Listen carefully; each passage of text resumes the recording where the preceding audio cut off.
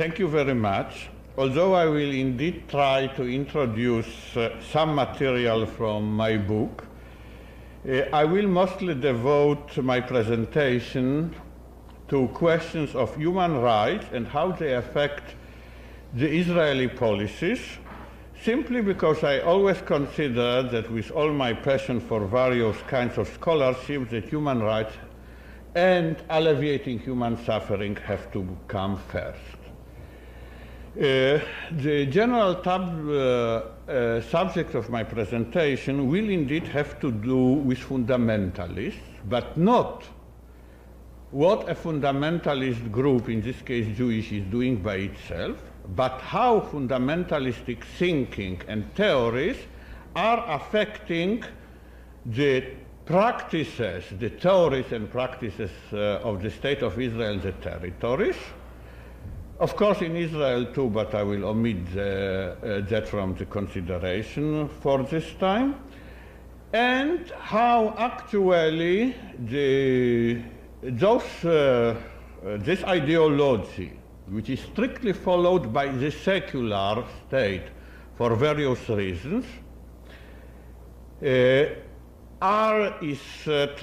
making the peace process, the Oslo-Cairo peace process, which is actually very profitable to Israel, and which is everything that Noam Chomsky has said it is, into by now something very unrealistic, meaning that there are, if a state is enslaved more to ideology than to profit, it cannot serve profit. You know, there is that great saying, you cannot serve God and Mammon. Maybe instead of God we should substitute other things in this connection, but certainly you cannot serve racist ideology, as I will immediately show, and conduct realistic policies in, let us say, which will bring investors to the area. I will begin with problem of land. First of all, as it came to exist after 27 years of occupation, and as it continued after Oslo, meaning in the last 14 months. At the time that Oslo agreements were signed, September 1993, about 70% of the West Bank and about 30% of the Gaza Strip came into possession, into ownership of the State of Israel. I will not discuss here for lack of time how they came into possession of State of Israel, just as I will not discuss how much of the most of federal land in the United States became federal land. The most important thing for me is to say that officially, not socially, but officially, land which belongs to State of Israel is used only for benefit of Jews. Let me get it very accurate. When you read in your media about Israeli settlements, this is not correct. They are not intended for all Israeli citizens, of whom 17% are Palestinians actually. Let me add at this point that there are Israeli Palestinians who serve in the army, in fact in increasing numbers. There are Israeli Palestinians who, let us say, reached in the army the rank of colonel. Some of them were even governors, or usually deputy governors, of West Bank and Gaza Strip district. But the important point is that an Israeli colonel who is not Jewish cannot benefit from 70% of the area of West Bank and from the 30% area of the Gaza Strip. But the important fact, of course, is not the Israeli colonel. This is illustration. Important fact is that the first thing, in my opinion, that you should know about Palestinians and their feelings in the territories and also out of the territories, because the land is also denied to Palestinians in diaspora, that a Palestinian from the West Bank sees 70% of the land, of his land, on which is not only confiscated from him, but on which he cannot do anything. He cannot rent it, he cannot, either apartment or a piece, he cannot do with it everything, while the land is open to officially and legally to all the Jews. Before going to the implication of the word all the Jews in this respect, let me give you some additional figure, or additional set of figures. You know, being natural scientist, I cannot escape from feeding people with numbers. I said right now that 30% of the Gaza Strip, the 30% which was left under Israeli ownership, all belongs to the state of Israel. The number of the people on that 30% is 6,000. The number of the people of the remaining 70% is 800,000. This by itself I call apartheid. The situation in Gaza Strip before, and of course in the West Bank too, before Oslo and after Oslo is a situation of apartheid. I could add many other details that majority of Gazan water is given to the 6,000 settlers on the 30% of the area, that there is a nice pleasure lake in one of those areas, while water in the rest of Gaza Strip is nearly bring harms to health. It is on the border of bringing harm to health. But I will go to something much more significant in the West Bank. If you take those 70% of land denied to Palestinians and ask yourself what is happening to them, then the answer will be that 16% has been given to the settlers, to the Jewish settlers. Again, I emphasize Jewish settlers, not Israeli settlers. But 54% of the land stands empty. It was not distributed, it was confiscated, it stands empty. I can flatter myself that for very many years I formed very many friendships among Palestinians of the West Bank and many others.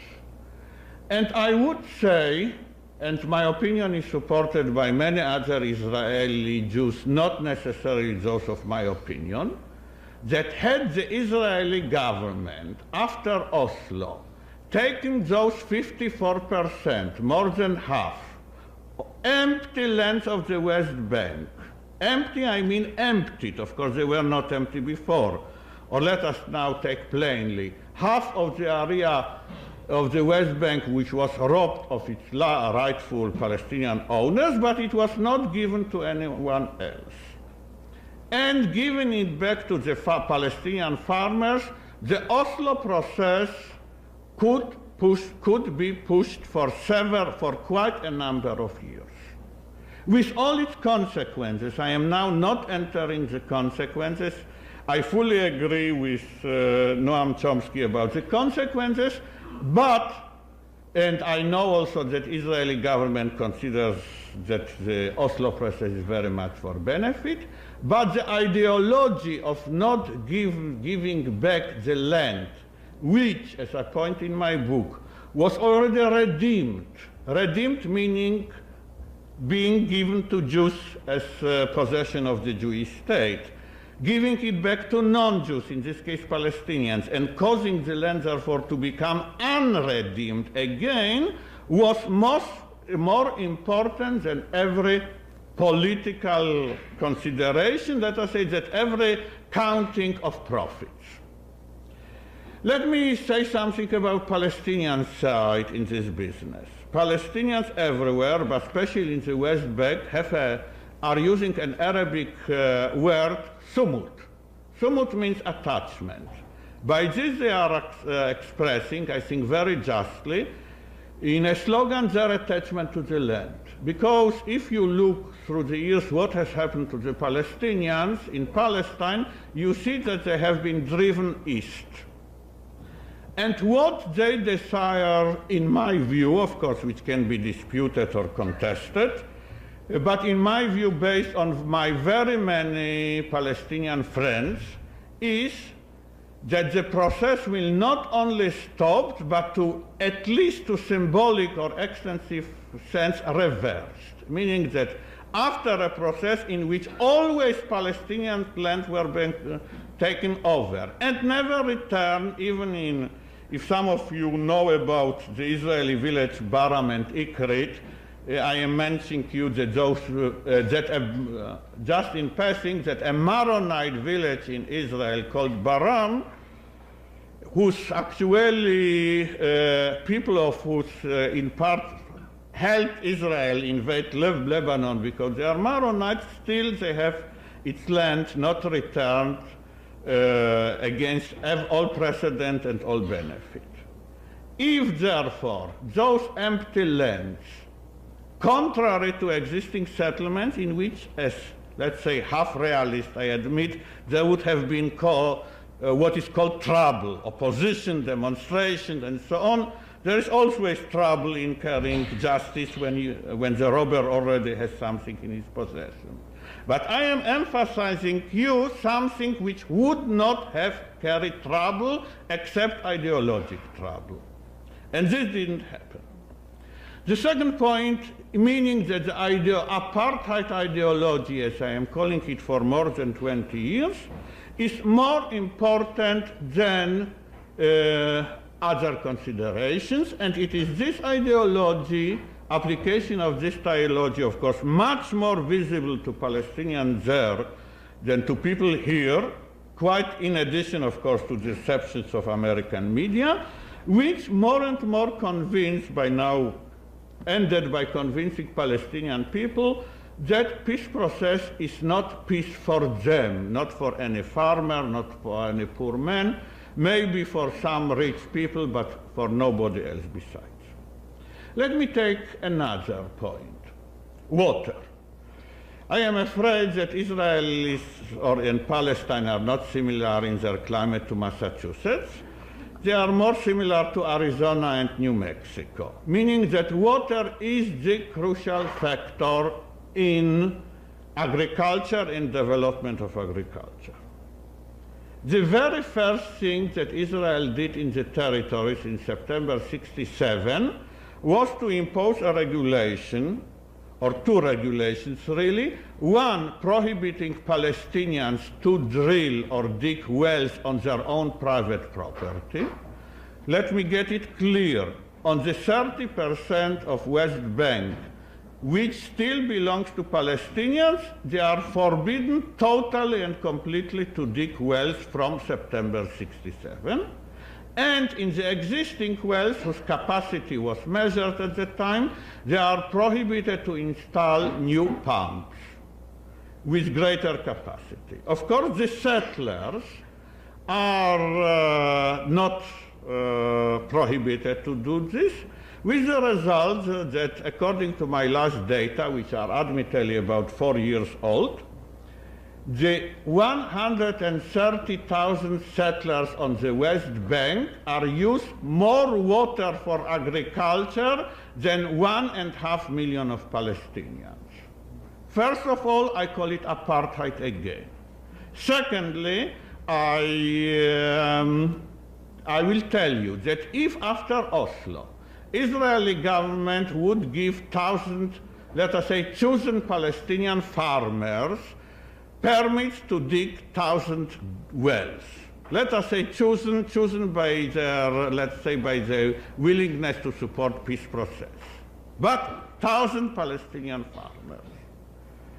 This would have be of enormous effect not only of those 1,000 farmers, but let us say on their cousins and second cousins, practically on all the farmers, because just in the case of land, and especially empty land, this would have shown that the process of not allowing development for one side and allowing it on other would be reversed.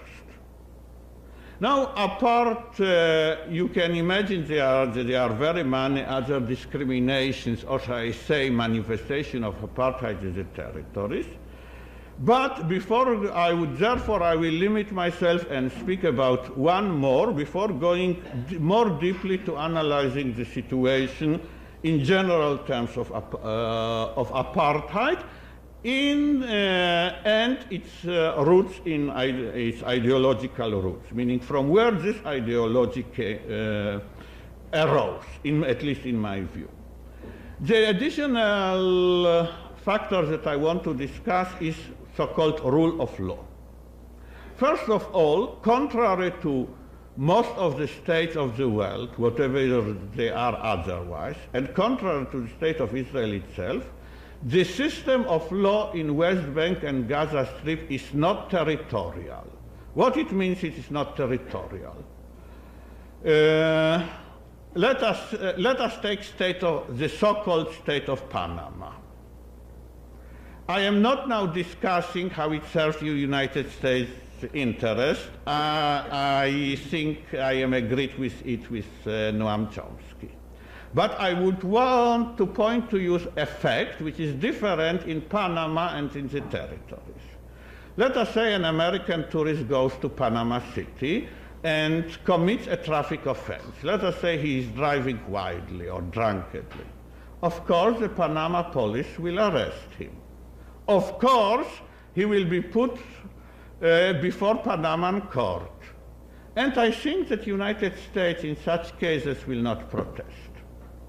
At least it didn't protest now. But in territories, there is no territorial law, therefore, like in Panama or even like Grenada. Israeli Jews, especially settlers, but all Israeli Jews, if they will commit an offense in the territories, including traffic offense, will be brought to Israel and will be judged within Israel by Israeli civilian courts. Not, by the way, by the Israeli military courts, which are judging Palestinians for any offense. Meaning that even though the courts in territories are Israeli and military, in order to show the superiority of one group over another, the Israeli military courts in territories have till this very day not judged a single Israeli. They judge soldiers, of course, but not single Israeli civilian. Let us go a little more. Israel had, until beginning of Intifada, until, let us say, spring '88, a Palestinian force acting under its orders and composed of Palestinian policemen. In the beginning of Intifada, those policemen were compelled by pressure to resign. The force, therefore, existed, let's say, more than 20 years. During all that time, it was prohibited to detain Israeli Jew and especially settler. It could, let us say, if seeing a car speeding or something, stop it, because nobody can be sure who is the driver, who is in the car. It could ask for identification card. On seeing the words Israeli and then Jew, the only thing that Palestinian policemen could say was that please wait until I call Israeli army or Jewish police, or if not, he could only write the number. The same thing was written into Cairo II agreement, which means that if Israeli Jew visits, as he can visit all the time, the autonomous Gaza Strip, let me say in passing that Palestinians who want to go out from Gaza to Israel need both Palestinian and Israeli permission. But Israelis who enter autonomous Gaza Strip need only Israeli permission. Once they get it, Palestinians have to admit them. So let us say such an Israeli Jew is admitted and he commits a traffic offense in the Gaza Strip. By text of Cairo agreement, the same racist thing, which doesn't exist in Panama or other places, Palestinian police that you hear so much about in New York Times, but of course not about this, We have no power to detain an Israeli Jew simply because he is an Israeli Jew. Let us go even more further on this law enforcement. This has even appeared in Israel, in American media, that Israel refuses to free certain categories of prisoners. However, the exact quotations, as they appear in the Hebrew media, or even in Jerusalem Post, and of course on Israeli TV and radio, have by everyone from Rabin down, have not been given in the United States. The official Israeli policy is that Israel will free prisoners who have Arab blood on their hands and will refuse to free prisoners who have Jewish blood on their hands. The Arab blood and Jewish blood are quotations from all possible Israeli sources, as I say, from Rabin down. Blood being meaning not only killing in this respect, but also wounding. Again, let me first say before discussing this that this is a reversion to the policy of Christian state against Jews in the pre-modern periods.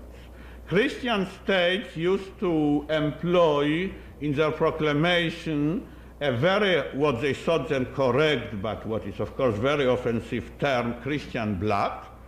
If you will read the proclamations of Queen Elizabeth or King Philip II, or even until 18th century, they used to justify their wars and their expedition by including a clause in the orders that they gave to commanders that this conquest, this war, should be done with the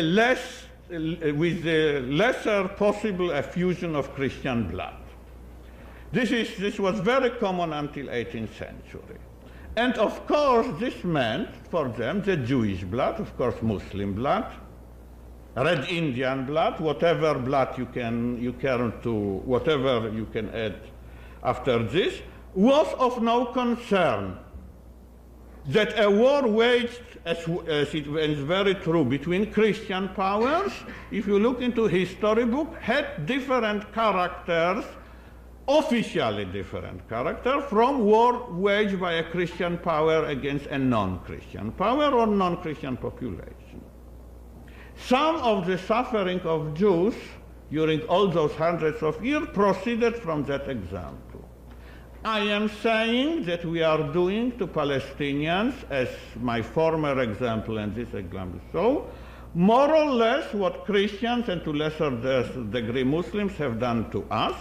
We are of course not the first who have done this. It is quite common that a persecuted group becomes persecutor. We have to inquire how it happens. We have not to close up it, but certainly the expressions used by Rabin and everybody else about freeing of Palestinian prisoners, the open expression about blood, Jewish blood and Christian blood and Arab blood resemble the expressions used by anti-Semitic regimes against Jews and all the others. But let us go a little further. First of all, let me tell you that because of this ruling criterion, what you hear that Israeli government refuses to free prisoners of Hamas and free prisoners of Fatah is simply not true. Fatah prisoners who happen to wound Jews are not freed because they have Jewish blood on their hands. It is as simply as this. Hamas prisoners, if they signed a simple declaration and they only killed Arabs, are freed. Third, and it is more important than even those considerations, the whole matter of freeing or not freeing prisoners is in realistic terms nonsense, because after Oslo, had they all been freed at once, as Palestinians expected, they could be easily rearrested again. In realistic terms, as many realistic commentators, very far from my opinions otherwise, pointed out, the very best thing that could be done to push the Oslo process at once is to free all the prisoners, or at least 99% of them, 98% of them, and then use them while free as a bargaining power, which was of course never done. But there is something in Israeli policy in cases of taking life in the territories, which continues now for 20 years and more, which is in principle even more shocking and also exhibits, I think, the true character of Israeli regime more than the cases that I told you so far.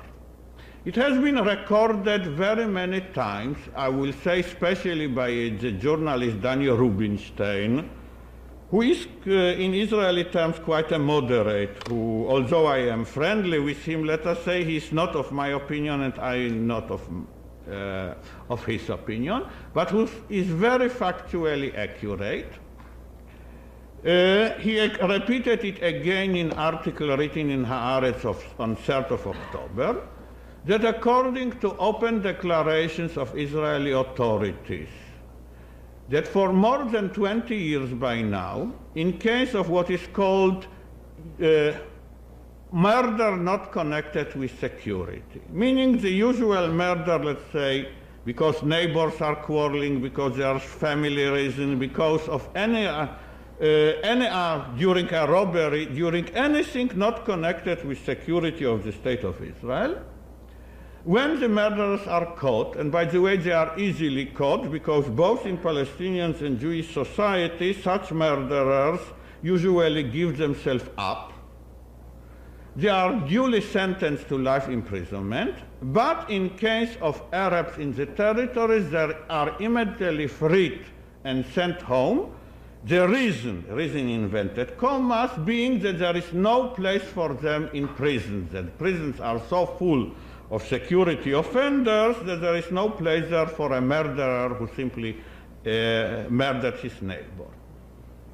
Now this official policy means for me not only something which is very deeply shocking, but something that I am arguing for more than 20 years, that the Israeli rule in territories is not to be compared with the usual imperialistic rules. It is not a colonial rule. Of course, it is much worse, but the important thing is that it is different in kind.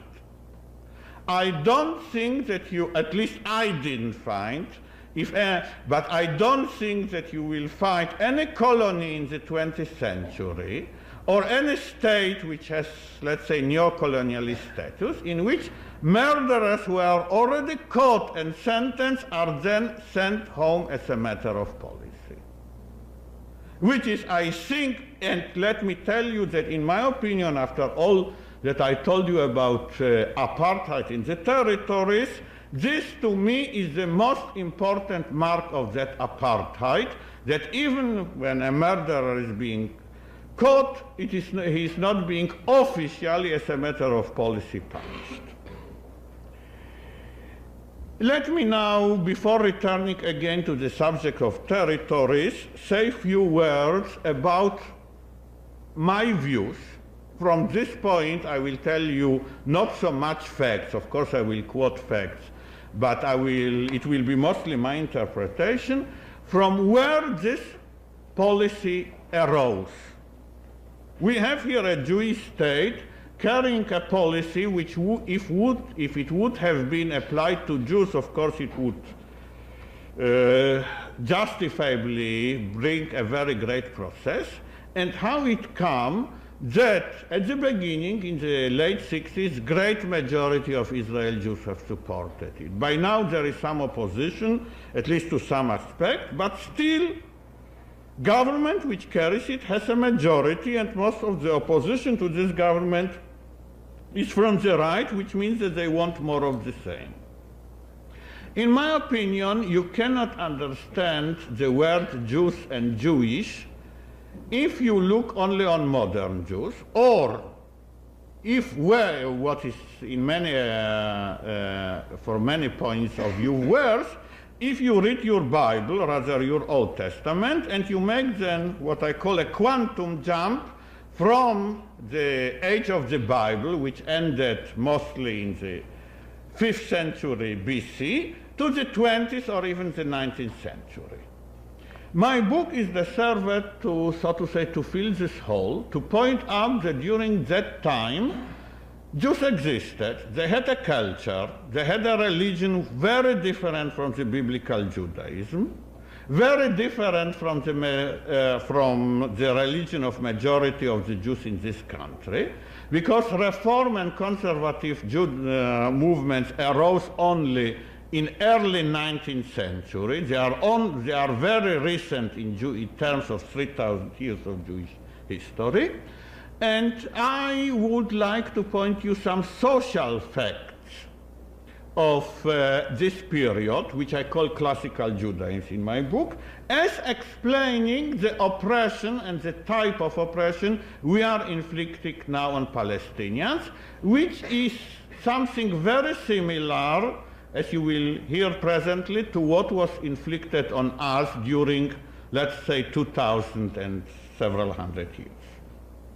Let me begin by something that may seem strange to you in modern period, but that until the rise of modern states, let us say France after Revolution, United States, you can add also to some extent, some small extent, the Republic of the Netherlands and Great Britain from late 17th century, no Jew paid his taxes as individual. What has been done by, let's say, any kingdom, republic, caliphate in Islamic countries, I am speaking about Islamic and Christian countries equally, was that the ruler has imposed on the Jews in his country a lump sum in taxation every year, and then that he conferred, or rather ordered, the Jewish communities, usually unified Jewish communities in his country, to pay him this lump sum. And they had the power, of course, to assess every member of their community as they saw fit. And of course, you know, there is no taxation without punishing a taxpayer who doesn't pay his taxes. Taxation without punishment is contradiction in terms. So they, of course, could do this, otherwise they would not have received the money. But on the way, or together with this power of the coercive power to punish the members if they didn't pay taxes, they also had power to punish Jewish members of their communities for all kinds of religious offenses.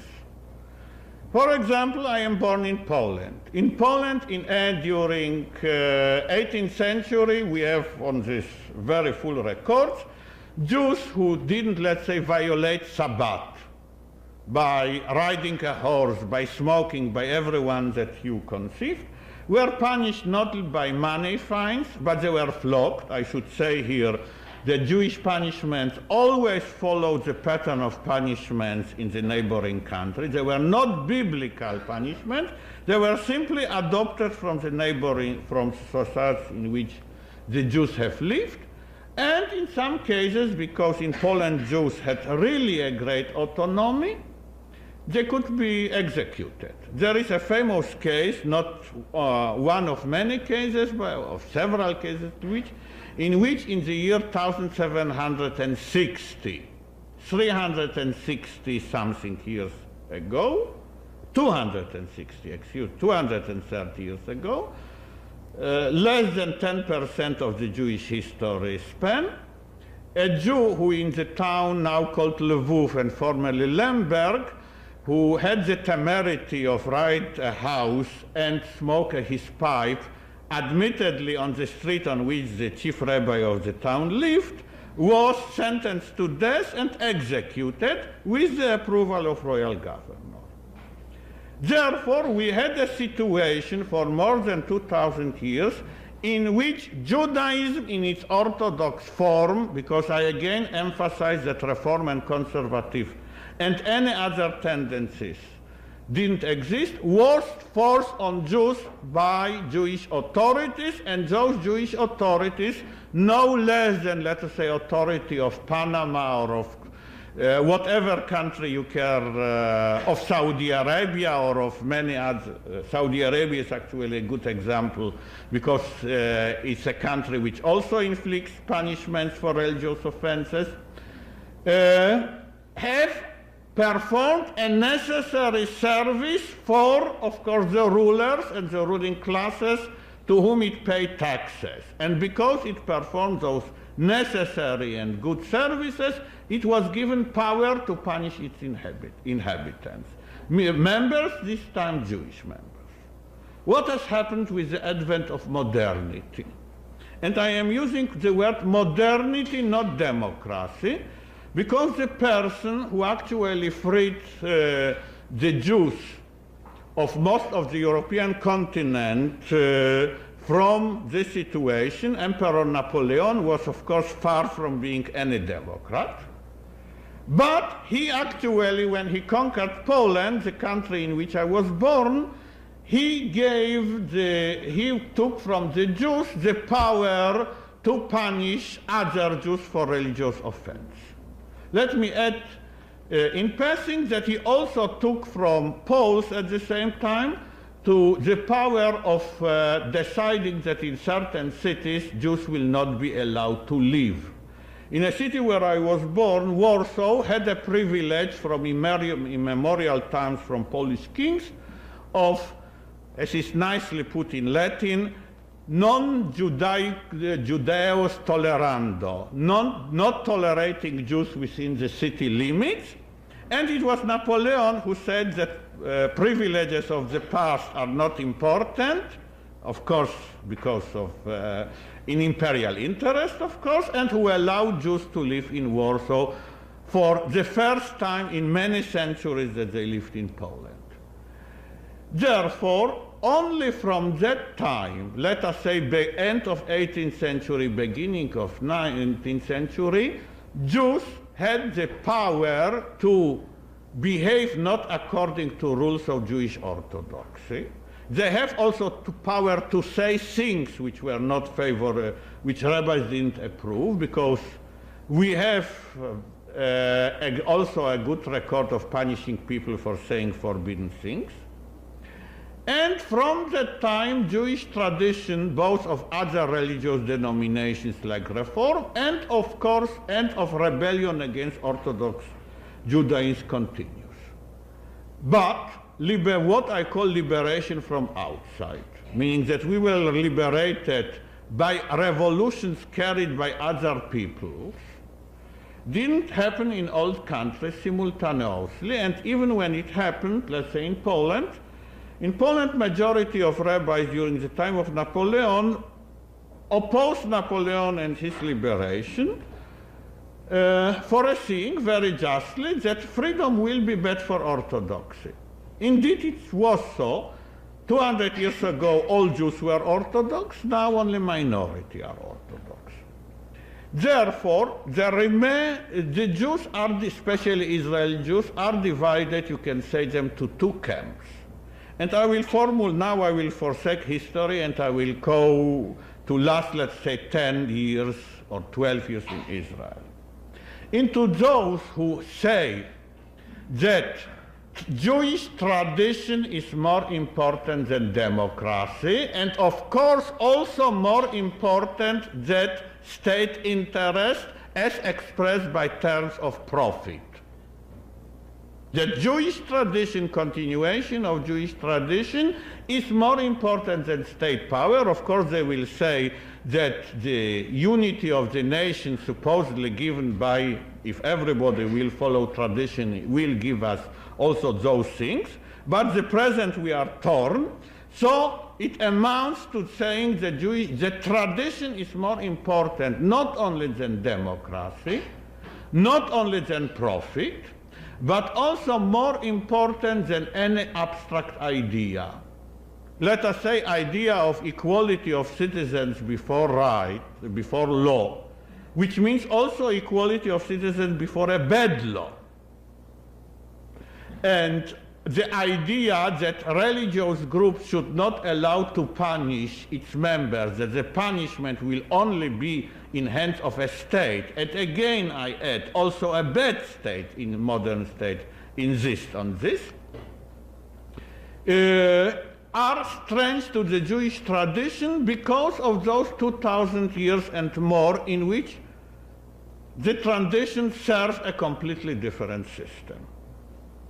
Because of this, at present, more than a half, 30 years ago, more than 90% of Israeli Jews, when asked a simple question, is the treatment of Palestinians in the territories undemocratic, or will such a treatment serve the end of State of Israel as conquering power, or even would such conditions serve our permanent occupation of the territories or not, would say all those questions are not relevant.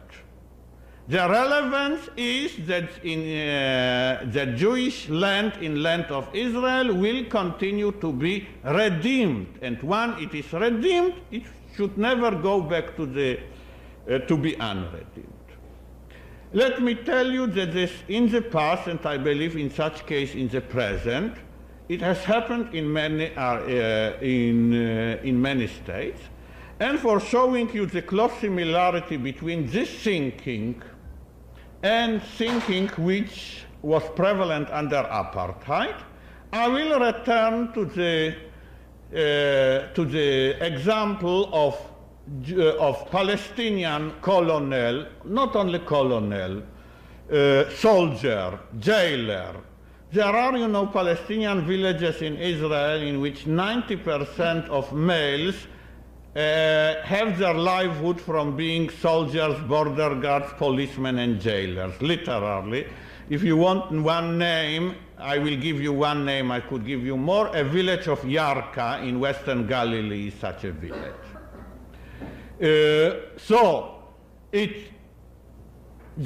In spite of this, we go and discriminate in such obvious manner such people who serve us, State of Israel loyally. Is it in the benefit of the state?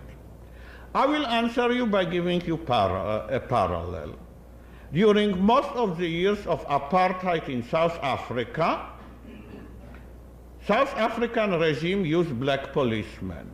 I believe all those who have interested in South Africa, both in reading about the country and both in seeing the pictures, have seen under a certain year in which rebellion was intensified, black policemen flogging and beating and enforcing other rules, other blacks.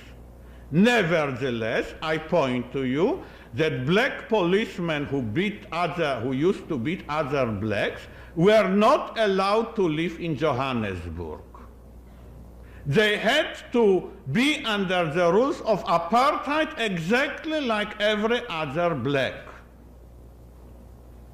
They were not given the same privileges which, let us say, the French imperialist system gave to people who learned in Sorbonne and who were good francophones and who in other good French ways served the French interest. And in the same way, I point to you that there is the same thing in Israel. You can say that there is one difference between South African system and Israeli system, which is that the South African apartheid was based on color, while Israeli system is based on religion, and you can convert to Judaism. I will answer to you that in my opinion, as a Jew who in his own way, very critical way, but his own way, is very devoted to Jewish culture and Jewish tradition of 3,000 years, who indeed thinks that he is more devoted to those traditions in the better sense of the word than all the Orthodox rabbis take together, if you excuse me a little boast, that this makes the matter worse. Why it makes the matter worse? Let us return to the case of Warsaw, for so many hundred years denied in residence to all Jews. Let us add even the city of Paris. You may not know it, but Paris was closed to the Jews until the French Revolution. Only royal agents could obtain permission to stay in Paris, and only for limited amount of time. Paris, until 1789, was up from sometime in Middle Ages, of course, after the expulsion. Expulsion in the 14th century, was completely closed to Jews. Even when Jews were allowed to live in other areas in France and to move around it. Let us say that there was a Jew, not very faithful to his tradition, maybe more dedicated to making good profits, and he wanted to live in Paris or in Warsaw. There was a way open to him, conversion. If he went to a priest, and of course in this case to Catholic priest, in other cases to a Protestant minister, and if he converted, at the moment of his conversion, he could live in Paris and Warsaw. In Poland, actually, through all the time of Polish Commonwealth, meaning to the year 1795, a Jewish convert automatically became a noble. So he had more privileges, of course, than even a burgher of the city, and of course more privileges than a peasant, simply because of conversion. What I am telling you, that the situation in the territories is exactly the same. Let us not speak of Palestinians. Let us speak now about American citizens. Let us suppose that that American citizen XY travels in the West Bank and fancies that he would like to settle in a spot, let us say, for a sabbatical. And let us fancy at the same time that I want for a year to cease to do what I am doing, and I want to take a rest among the snows of Alaska. Alaska happens to be 99% owned by the federal government of the United States. If federal official in Alaska will tell me, you, Israel Shahak, cannot rent this piece of land, after, of course, obtaining visa and everything, legal immigrant, I mean, or legal temporary resident, I mean, of course, this will be discrimination. This will be anti-Semitism. I don't have to tell you that many organizations in this country, even if it would be possible, will defend me. But if American will say the same thing about those, not 70, 54% of area of West Bank which stand empty but devoted to Jews, then the official policy of the State of Israel is not to allow him unless he will convert. Unless he will do the same thing as Jews who, for whatever reason, because they were also sincere conversion, did before the modern period, and then they were allowed benefit denied to Jews themselves. So here you have in mind, because of the case of conversion, because of this exception to the rule, you have, it really shows how we Jews, and I mean first of all Israeli Jews, because we bear on this point, on this single point, I want a little to disagree with Noam Chomsky, that whatever the American responsibility, which I of course don't deny, the first and full responsibility of what is done in territories falls on us, Israeli Jews, because we accepted the American funding in the first place, so it makes us the fully responsible agent in this case. And we are, by imbibing, by internalizing the values of our oppressors, this is my view, are now doing to others what was done to us. I am, of course, parodying the text, but this is exactly my intention of doing. There is, in my opinion, only one way out of this impasse, and I have shown you that the peace process, which is based on apartheid, will never therefore succeed, because Israel will not even push it in the ways which are opposing the ideology which is followed by its rulers and by majority of citizens. Of course, there is a way, if the world situation will change, if you will change the policy of the United States, we will follow automatically. But I am pleased to say that in many respects a change was initiated in Israel, maybe not regard with Palestinians, on this I don't want you to have any delusions. 85% of Israeli Jews oppose formation of Palestinian state under any conditions. Even if it will be a state, if I like, of course, I like sometimes to tease my opponents, so I sometimes ask them, if you, would you agree to Palestinian state only in the truncated Gaza Strip and to negotiate about the rest? The answer is always no or silence, meaning sovereignty is denied in all areas or in any single area, but the opinions are changed about democracy and modernity, or about democracy and tradition in other areas. You see, one of the parts of the tragedy of Palestinians is that for us Israeli Jews, they are foreign affairs. And every society is not very much interested in foreign affairs, it is interested in domestic affairs.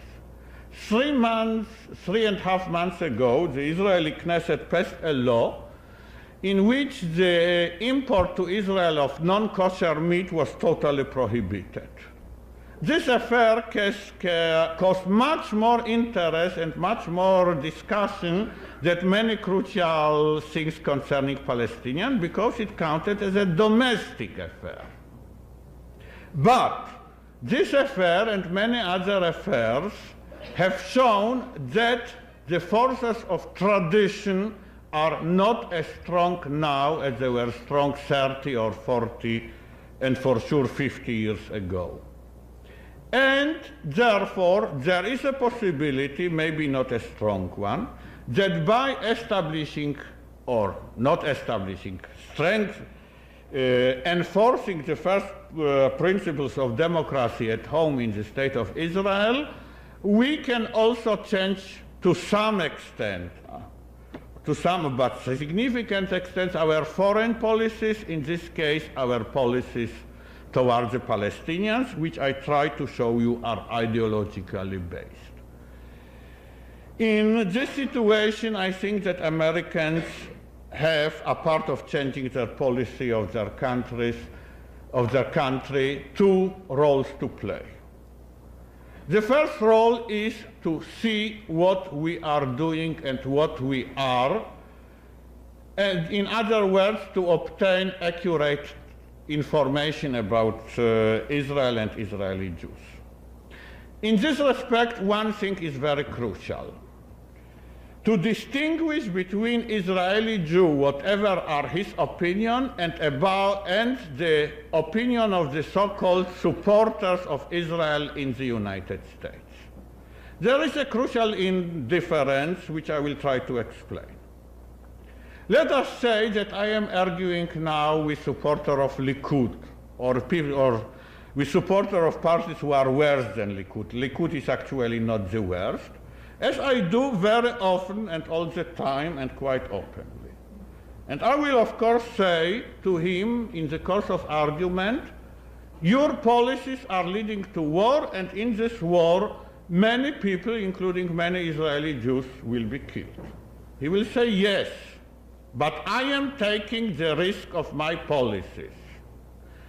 But if he will tell me, even when my standing was much more difficult than now, your policies are leading to war, my first answer will be, yes, and I am taking the risk of my opinion. I am here with you, and if the war will come, I can be hurt, or at that time, after, or until a few years ago, I could even say that I will serve in the army, that I will take the risk of my opinion. The supporters of Israel, and especially the Jewish supporters of Israel, who are here, are not taking the risk of their opinion.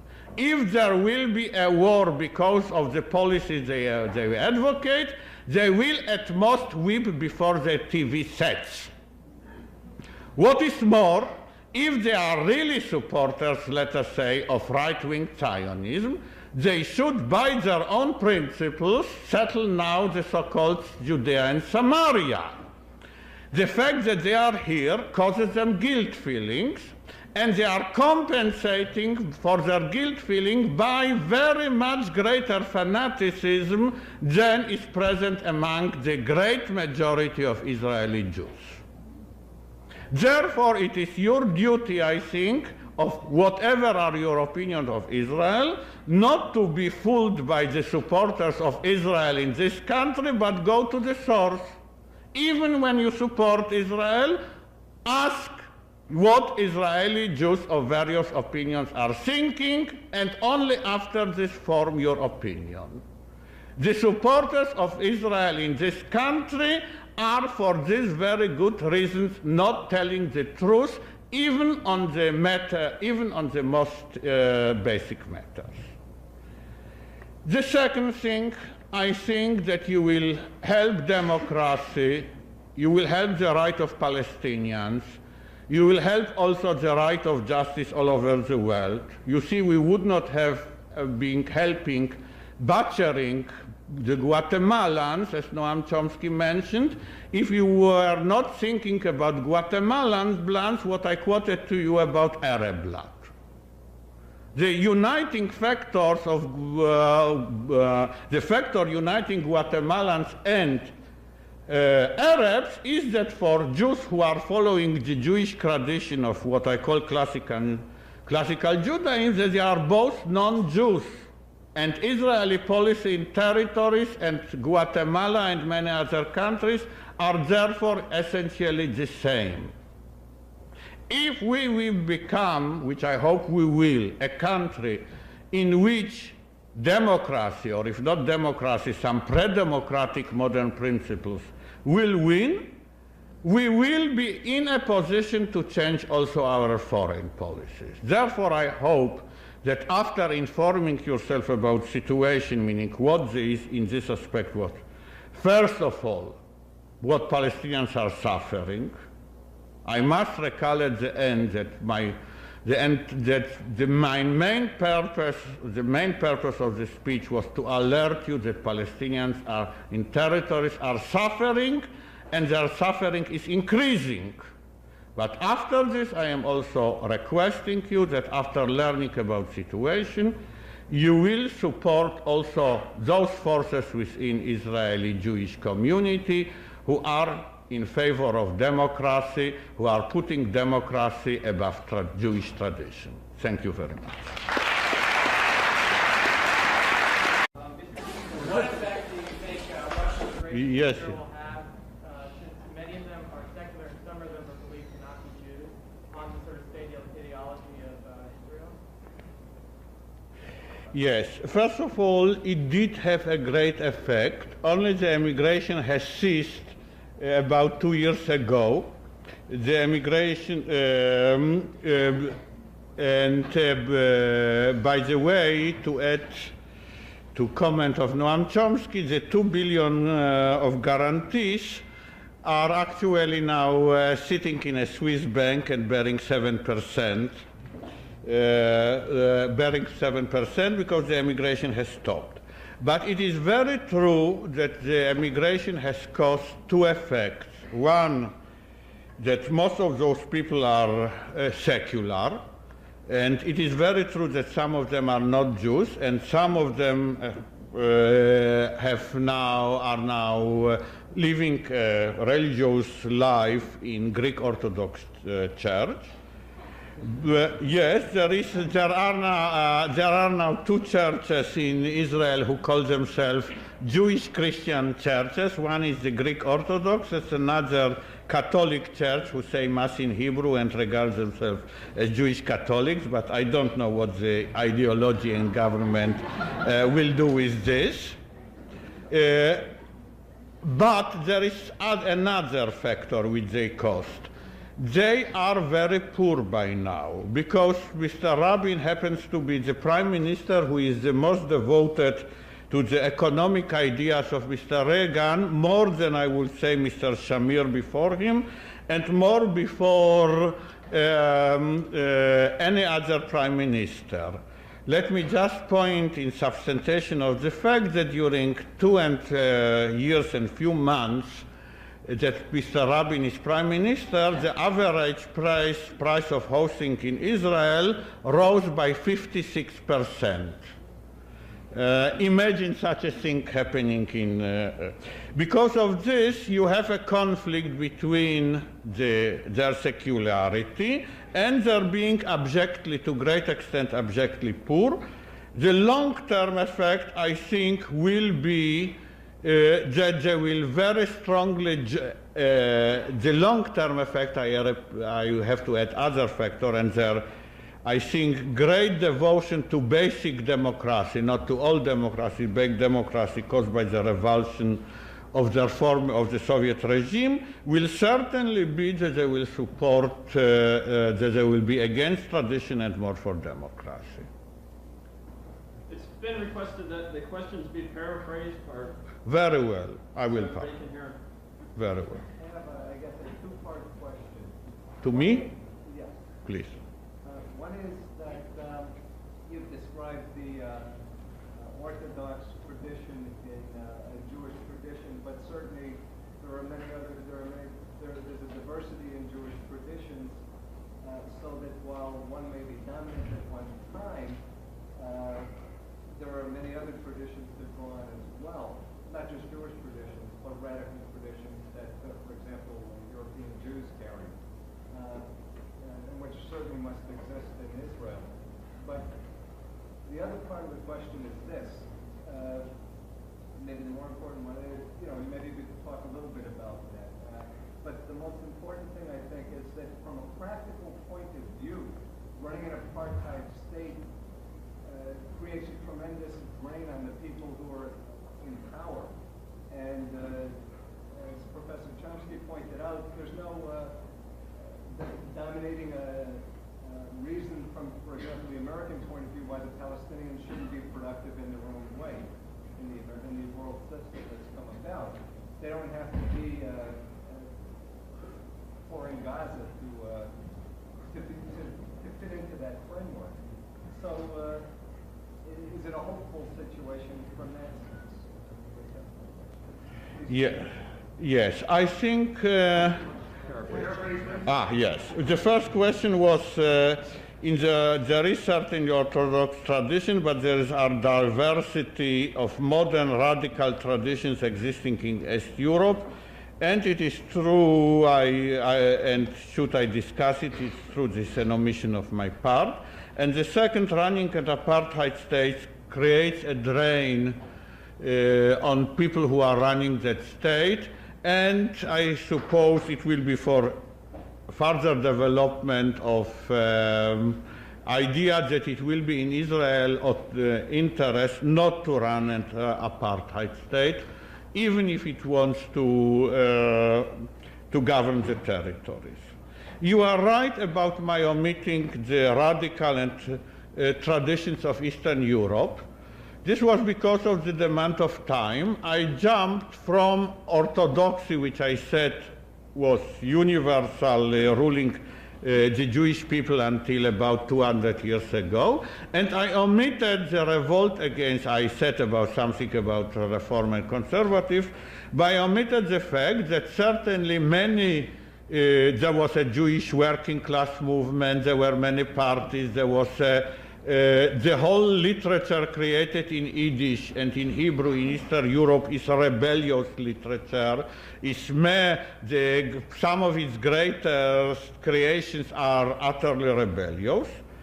It still continues in Israel and gives also to people like me part of their strength.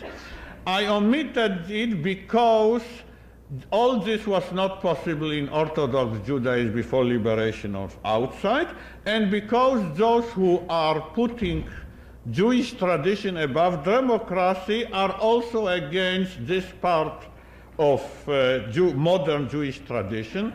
They are, to give you only American example or something conflicting between America and Israel, the famous play Fiddler on the Roof has been really, in my opinion, falsified from a wonderful book of Shalom Aleichem, a wonderful writer in Yiddish whose work are faithfully translated into Hebrew and which are known by every lover really of Jewish culture and of both literature.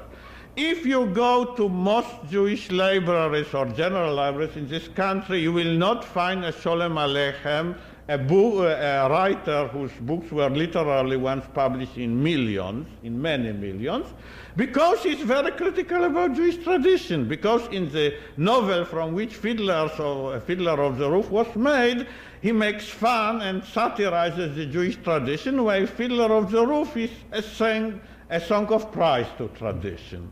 So you see, it is true I omitted, I pointed to this, but I thank for the question, and certainly we are in a part, a continuation of this tradition. But in the form of which it was replanted in Palestine, this critical and radical tradition carried a flaw.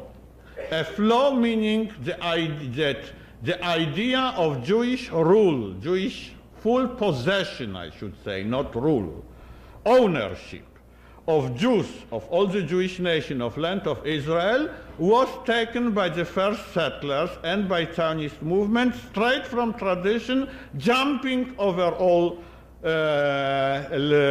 those radical and very positive tendencies. Here I can find the best explanation in one of our jokes, because we Israeli Jews continue the radical tradition of the Jewish joking. Maybe, and the joke, very famous in Israel, may be considered, I don't know what, self-hating or anti-Semitic here in the United States, but nevertheless, all Israeli Jews, or most of them, know the joke, that there are some Jews who don't believe that God exists, but who still believe that God gave to the Jews the ownership over the land of Israel. So this will explain to you that some secular Jews could secularize the parts of the Jewish tradition and religion and use them for very good secular benefit. It always reminds me of that saying which was of Voltaire, that when he asked whether he wants his servants to be of his religious opinions, he said, no, all my servants must be faithful Catholics, because otherwise they will steal from me.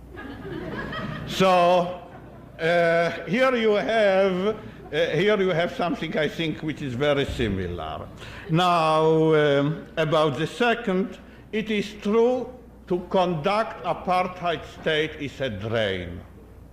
It is a drain which is, I think, becoming greater, because so many Israeli Jews are traveling to other countries, especially in the last 10 years, and are coming with the sense of observing what they have seen. Nevertheless, it continues. It is now to some extent shaken in domestic affairs. It is a drain which on the other part has a satisfaction in the totalitarian mental attitude peculiar of a true believer. A true believer which believes in all this. It's like in case, of course, of Christian true believers, Muslim true believers, Buddhist true believers, every communistic true believers in the same way, has the sense that he has all the answers from the past. Wise men of the past have decided what is correct. I simply have to follow. I have my own interpreter. I am very much afraid that this feeling of happiness and certainty can compensate for the drain. In this case, a short statement, but you're more than welcome to respond. As much as I dislike and disagree with a lot of the statements you made about Israel, I think there is a half-truth or completely non-truth. I accept your understanding of the statement because you are an Israeli citizen.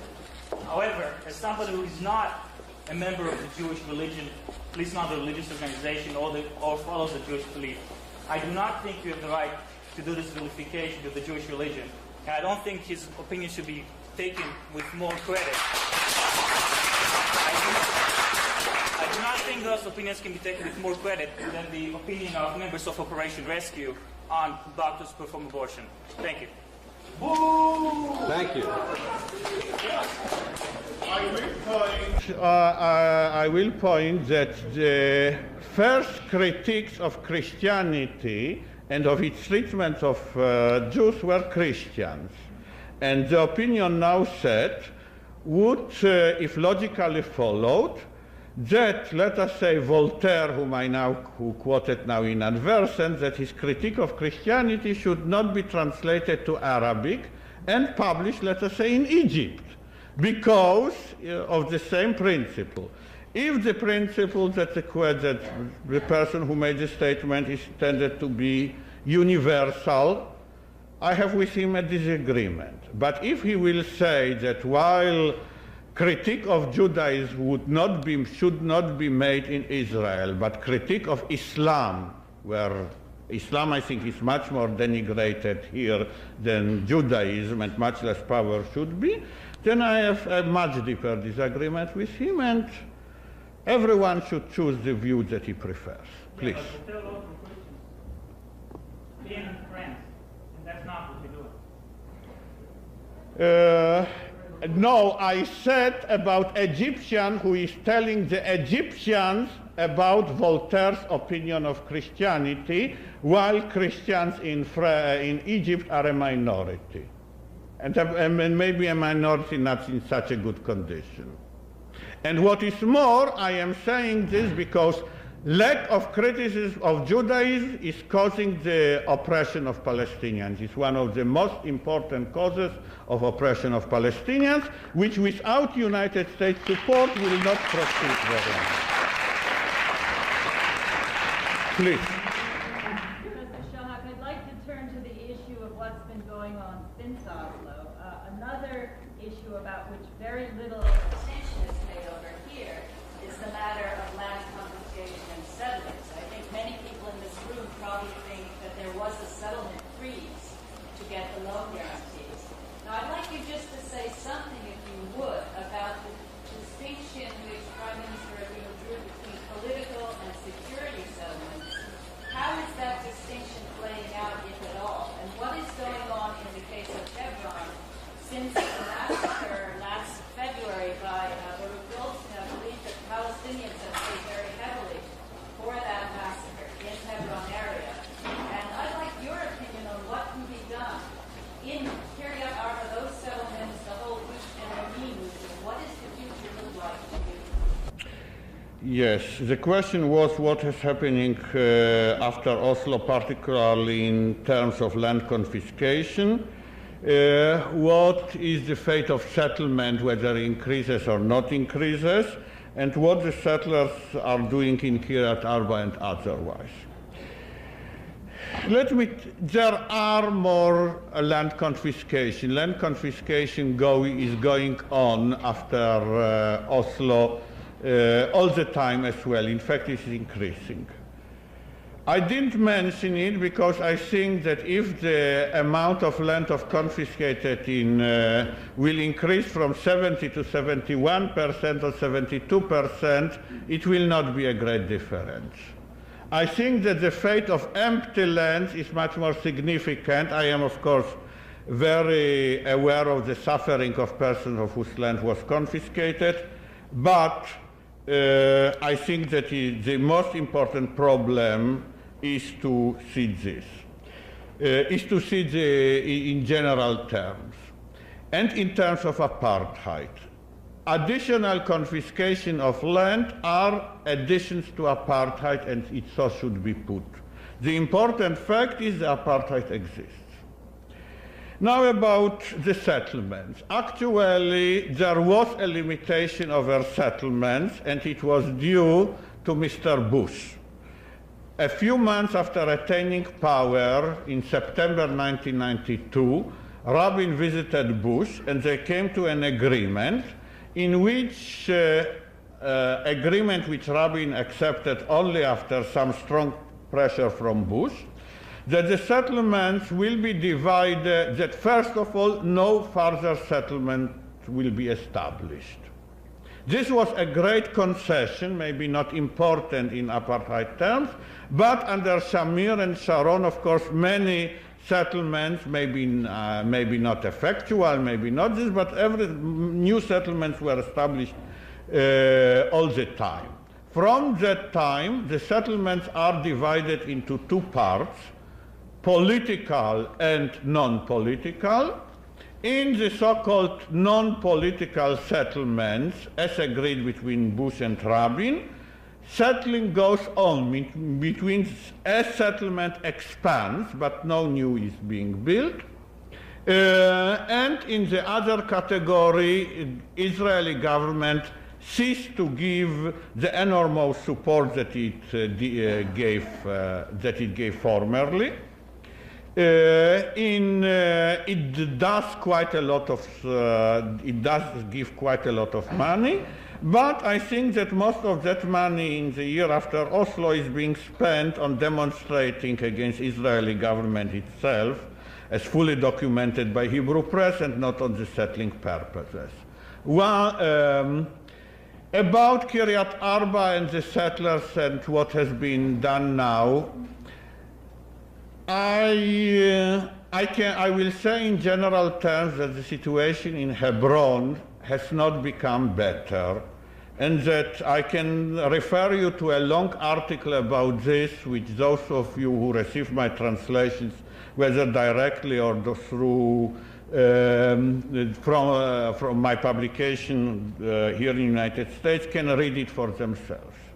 But I will also tell you that the oppression of settlers in Hebron and Kiryat Arba are a minor part of oppression carried by Israeli army.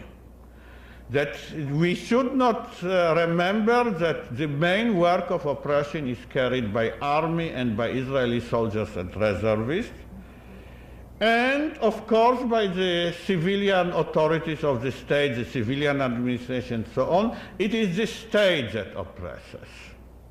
It is true that the state is using the settlers, especially around Hebron and Kiryat Arba, in additional oppression.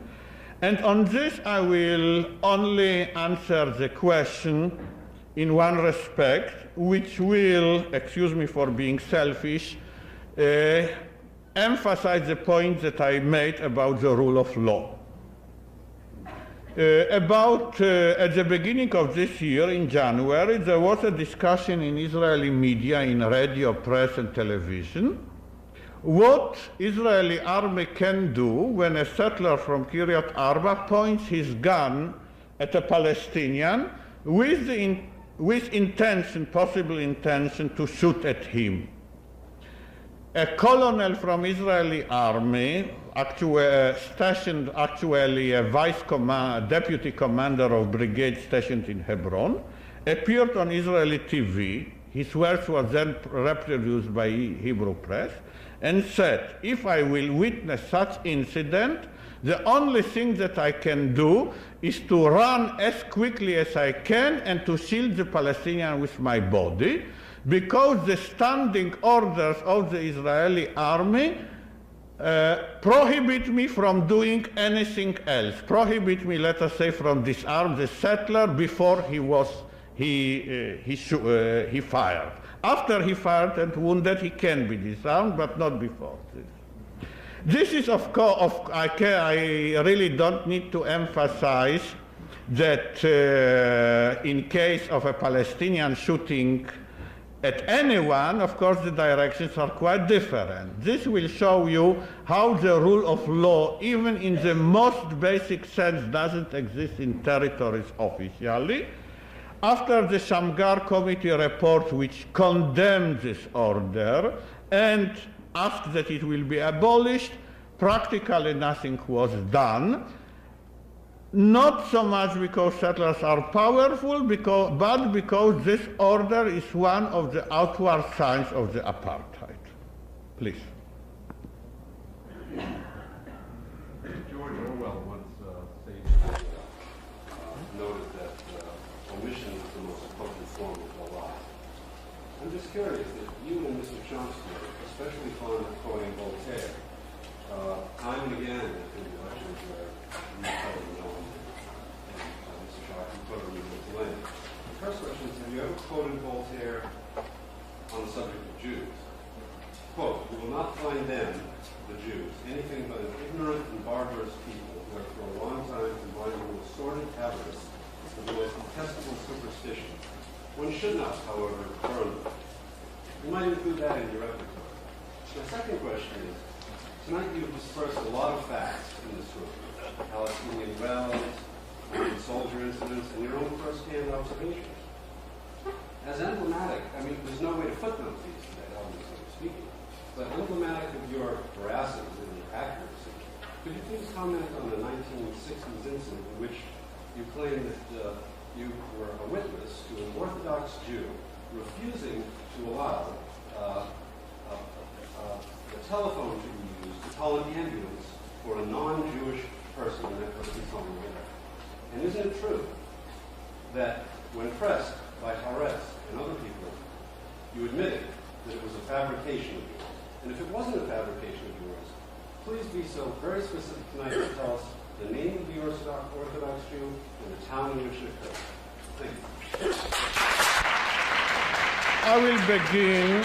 I will begin with the second part of the question. This is about the incident I actually mentioned in the book that I witnessed myself in 1965 in Jerusalem, in Katamon, in the street called Yoash Street, very near a yeshiva there and very near my house. That a religious Jew, as known to me, by the way, since it was my own neighborhood, refused to use his telephone, Telephones were then relatively rare in the neighborhood, in order to call an ambulance for saving this. Then I will go about Voltaire and the Jews. His name, please. His name. One moment. You didn't answer the question. I am in the middle of answering the question. What is his name? What is his name? What is his name? What is his name? I am. What is his name? What is his name? After witnessing. I am answering in my own name, and I am not used, especially in Israel, to submit to Jewish Nazis.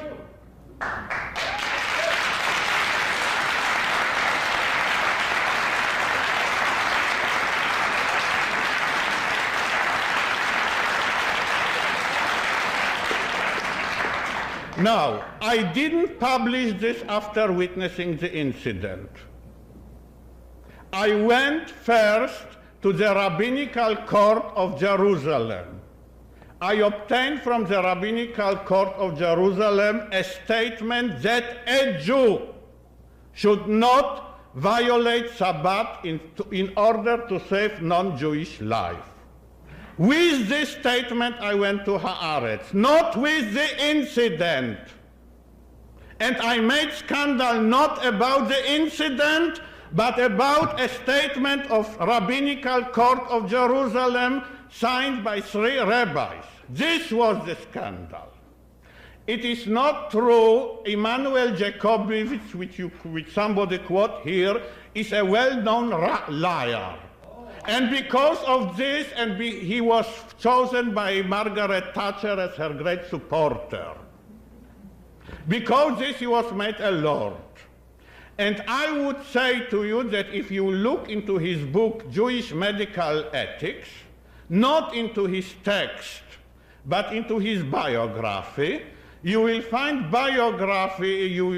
the bibliography articles in Hebrew which don't appear in the text, which say again and again, with literature again being brought in the Hebrew press, in Hebrew literature, and by the way, by professors in Bar-Ilan University, that a religious, meaning Orthodox Jew, should not violate Sabbath in order to save a non-Jewish life, except when it is for the benefit of Jews or for averting a danger of them. You didn't answer the question. Yes, and I will not. And I will not, yes, I answered the question It will not go away. The question will not go away. and your being now, and very well, the question will not go away, and you practically agreeing that Jews will not save Jewish life. You now not saying anything about the statement of the Rabbinical Court of Jerusalem will also not go away. Both things will not go away.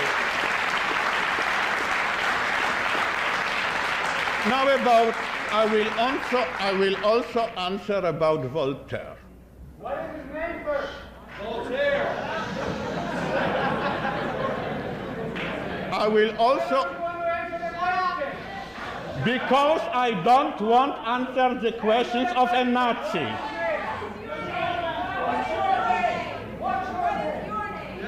What's your name? And by the way, if in saying about the name, why the cowards who published this about Noam Chomsky and Israel Shahak didn't put any name to this? If they are speaking of,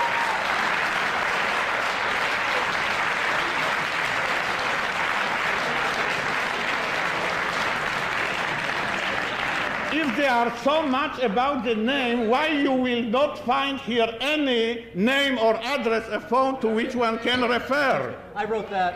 My name is John Haber, by the way. And what is your...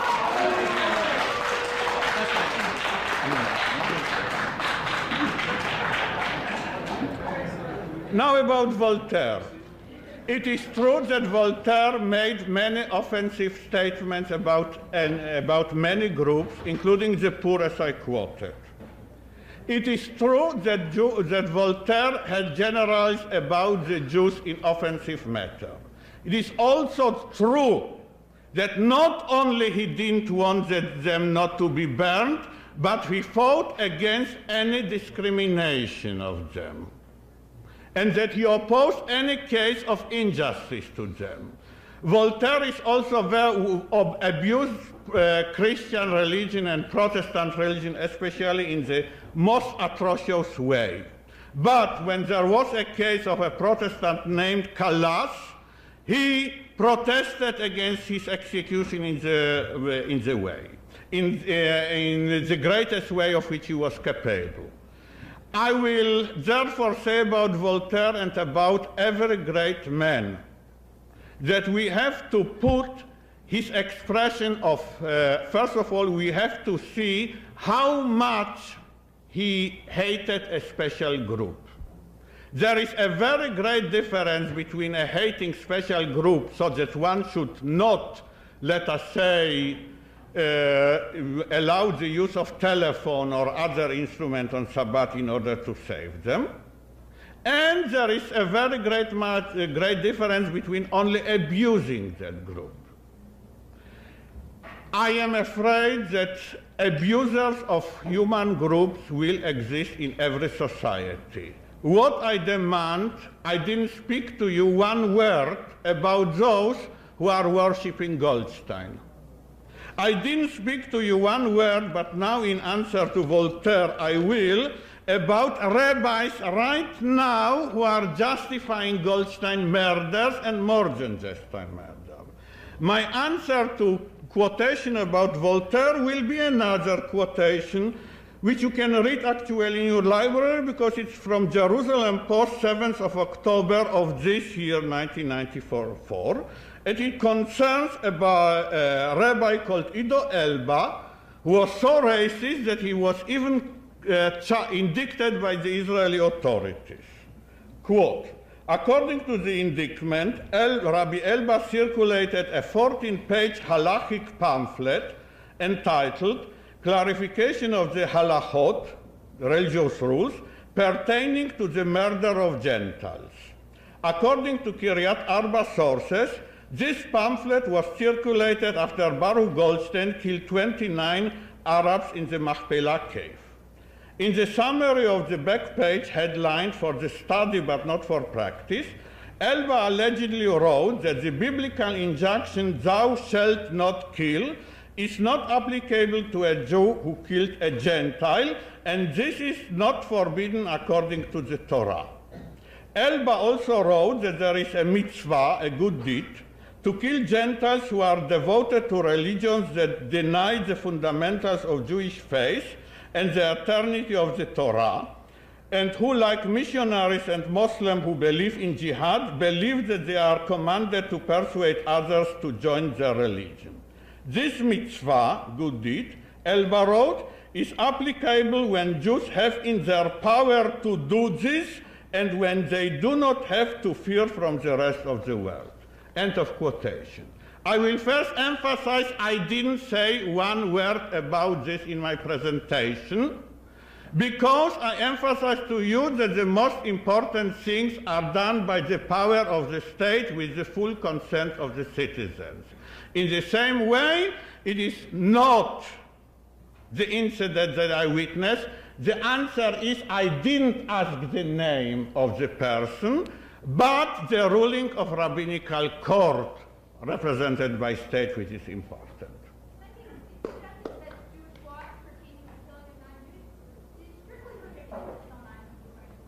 Now, whether the way Jewish law works is that precise statements in the Bible only refer to specific cases. There are many, many cases of Jews killing Jews that it does not pertain to the statements in the Bible do not kill. And it is strictly prohibited also according to many sources. You have to save lives on Shabbat. There is a problem. There are many problems with violating the prohibitions of Shabbat pertaining to saving anyone's lives. But in the end, the result of many debates is that you must save the person's life. And I don't know which sources you're choosing to quote here, but that is what I have learned from many, many places. Well, I will here answer that your statement is strictly untrue. In cases of danger to Jewish life, all means should be done, including violation of Shabbat, to save Jewish life. And if you want an argument, you can buy my book. You can, which is, you can offer it to rabbis and let the rabbis answer it. Yes. But I still know that after you asked me a question after I quoted you one single rabbi. You didn't say that you oppose him. You didn't say, after I quoted now something shocking in the name of rabbi who is indicted by the state of Israel itself. You could open your statement that whatever other rabbis say, you oppose this rabbi. You didn't do it.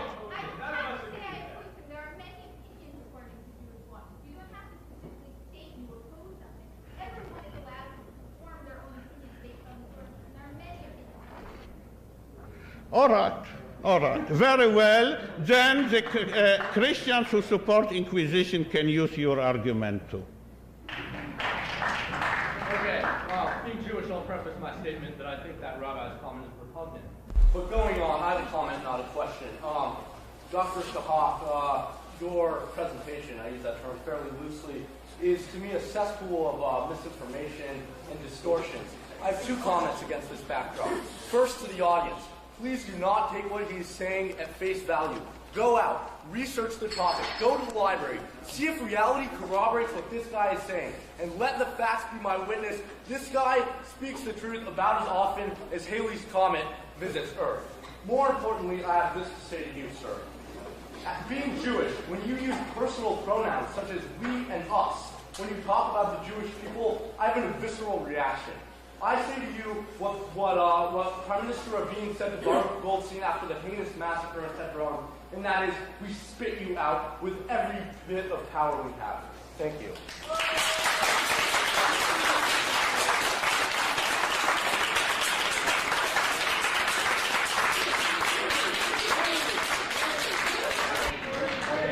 I will certainly agree with the first part of the statement. Go on and research. Make your own research and see. Very well.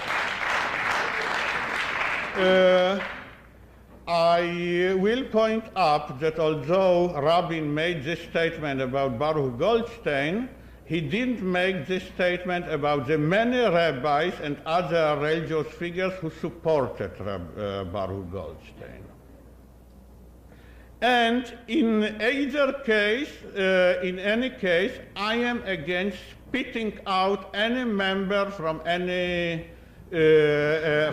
nation on authority of Prime Minister or President.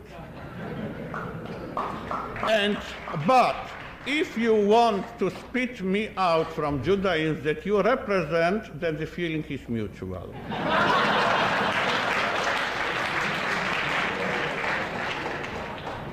Please. I'd like to preface my question first with a statement that I am an Orthodox Jew and I disagree with the rabbi that you have quoted. Now, to get to my question, I would like to say that I think you have an inaccurate assessment of what apartheid is. Apartheid, as I believe it, is a system of persecution of a racial or ethnic group. In Israel, there is no apartheid. There are over 100,000 Arab citizens of Israel with voting rights who receive services from the taxes they pay. There are also Arabs who serve in the parliament. Why don't you ask them? Now, you can say that the treatment of the Arabs who live in the territory is bad, it's unjust. But I think what you're doing by calling that an apartheid state, and there are Arabs who do have rights in Israel, is doing a service to those who fought against apartheid in South Africa. Just as I think when you're calling someone in the back row who's yelling out something, you call that person a Nazi, I think you're doing a service to 6 million Jews who were killed by Nazis.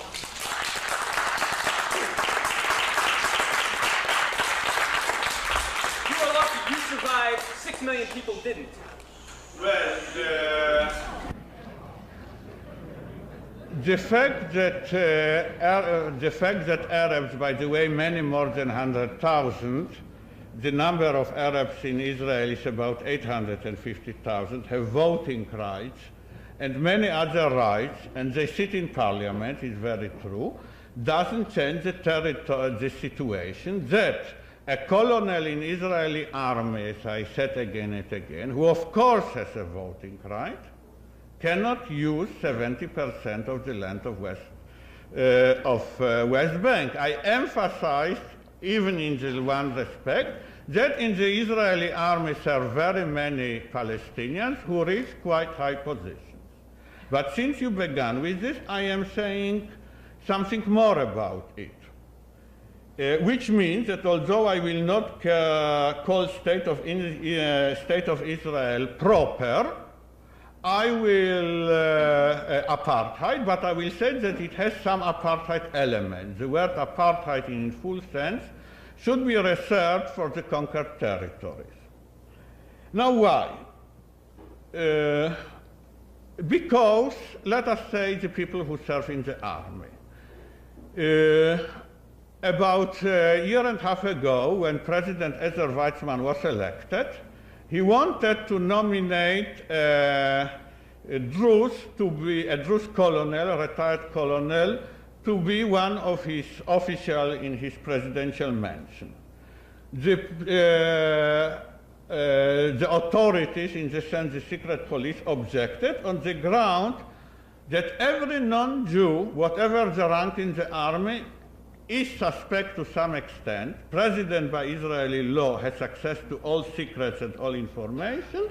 After some argument in which President tried to persuade the secret police, he accepted their argument and the man was not nominated. Which means that the border of apartheid or aspects of apartheid are much lighter, but they are there. If the same argument would be employed in the United States, then Henry Kissinger could not become Secretary of State. Therefore, the situation, even in Israel itself, is more close to South Africa than to the United States. By this differentiation on about religion, about this. Now I will point to you that there are many discriminations in Israel, lighter than in South Africa or the territories, but conversion, religious conversion, will abolish them all. Because of this, I think that one can use about Israel this statement about aspects of apartheid or something else, and that fully applies in the territories. Now about my use of the term Nazi. This was invented by one of my friends and teacher, General Leibovich, many years ago, who used the term Judeo-Nazis very often, and it referred to the fact of denial of common humanity. In this, not only to Baruch Goldstein and such an act, common humanity means to denial of basic facts which even colonial regime is granting, or which came to pass during the invasion of Lebanon, or during the Israeli support to Guatemala and many things. I think that the fact that Jews have lost 6 million during the Holocaust, I am myself Holocaust survivor and have seen it all, doesn't prevent Jewish from becoming Nazis. Nazis became Nazis because Nazi ideology and not because they were Germans. Actually, there were Nazis of many nationalities as well. Jews can become Nazis, in my opinion. I may be right or wrong, but in my opinion, the opinion of very many people in Israel headed by Professor Leibovich, some Jews did become Nazis. Well, if you're defining Nazis, someone who denies the truth, then you can call lots of people Nazis in this world. I didn't. I have to agree with you, although I make that same comment to the late Professor Leibovich. All right, so this is the difference in definition, that is all. At least I will point that the term Jewish Nazis or Judeo-Nazis is very much in common in Israel, where I live most of my time, than it is used than here. Please.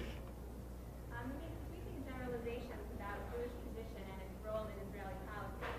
Now, undeniably, the vast majority of Israelis do not keep Jewish tradition at all. And I was wondering how the Jewish traditions play out if the vast majority of people in the Knesset and in the land itself do not keep tradition. And my second point is, I do keep Jewish tradition. I'm quite a minority of Orthodox Jews that have remained and will continue to remain. And I have learned about Jewish tradition quite extensively, and I value my Jewish tradition. And I feel that Jewish tradition values life and equality. And I'll give you an example of an ambulance Jewish volunteer service that acts out of New York. It's called Hasala. And they run an ambulance service, and they answer absolutely every call without asking whether the person is a Jew or non-Jew every day of the week. And I just wanted to make that clear that the fact of the matter is that piece of paper that you might have does not play out in reality. The fact of the matter is that the Jewish tradition does value the life of every single person in this world.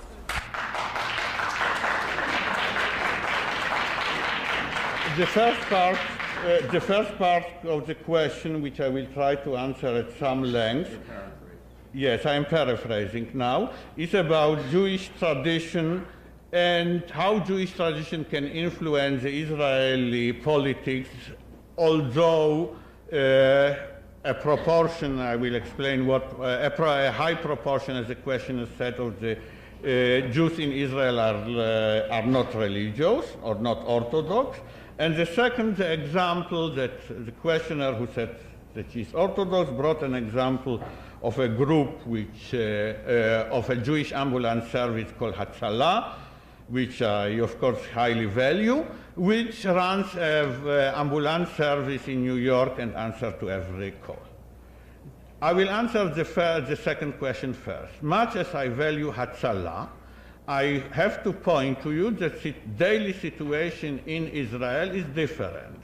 For example, not only that ambulance of the settlement center of Ofra, in many recorded cases, is not running on Shabbat, in very famous case in which a wall collapsed in over an Arab cafe in East Jerusalem.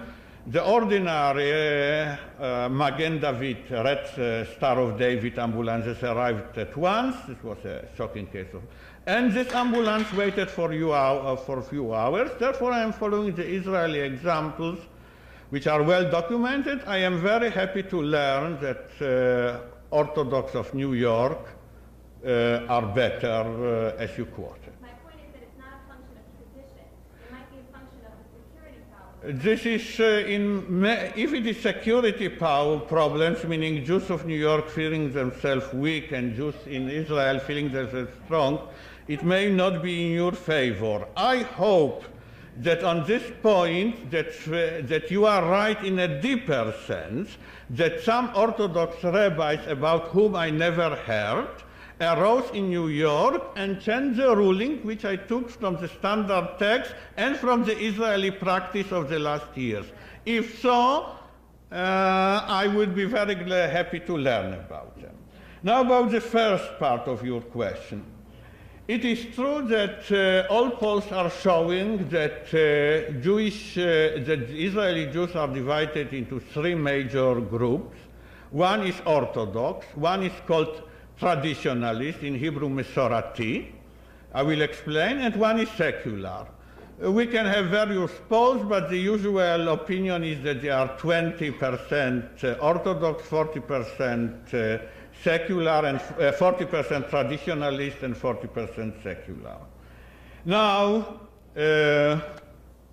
traditionalists are people who keep very many of Jewish Orthodox traditions, but who violate it also in other ways. The standard Israeli expression, or again a joke, is that those are people who are keeping kosher home. This obviously will be a requirement. Then going to synagogue every Saturday morning, and then afternoon going to see our sports playing, which are played afternoon. In politics, traditionalists will be for laws based on tradition. It was, I will not enter into party manipulation due to this law by which import of non-kosher meat was prohibited by the Knesset, but in electoral sense, all the people of traditional persuasion and some seculars too have supported it, because they said, if I want to eat non-kosher meat, I can do it abroad when I'm traveling abroad. Another version, it says I can do it in a restaurant, but never in my home. But some coercion must be in interest of Jewish tradition. Therefore, it is not only Orthodox. I didn't attribute the power of tradition to the Orthodox, but to the people generally, as I now explain in detail, who, while maybe violating some laws of Jewish tradition, nevertheless uphold it. In the same way, I have very many people who will break many Christian commandments, will still apply Christian tradition or religion to the question of abortion. Please. I have a comment and a question here. My comment is that I absolutely agree with what you said at the end of the talk, saying that you are taking the position that you are taking, but you are taking the risk of your policy. And then you went on saying religious Orthodox Jews in the United States, and this is No religious Jews, organized Jews. whatever. And this is also true in Europe countries. And then you went on saying they have no right to take any position because they will not take the risk of their policy, and they will just whip in front of the TV set. I just want to add to that you went on after that to ask here this bunch of wealthy Americans that are sitting just here to support your view, and they are not taking the risk of their policy because they won't even whip it from their TV set. They will just laugh or complete indifference to whatever would happen to you, not even to Israel or just to you. They will not care less. And my other comment, my question is the question is more probably to Professor Chomsky, it's to go away from the problem of tradition, and it's more economic related. I don't understand why you are so critical about the fact that the United States is pouring money to Israel. We can discuss the objective of the United States doing so, and the advantage of the policy to do so.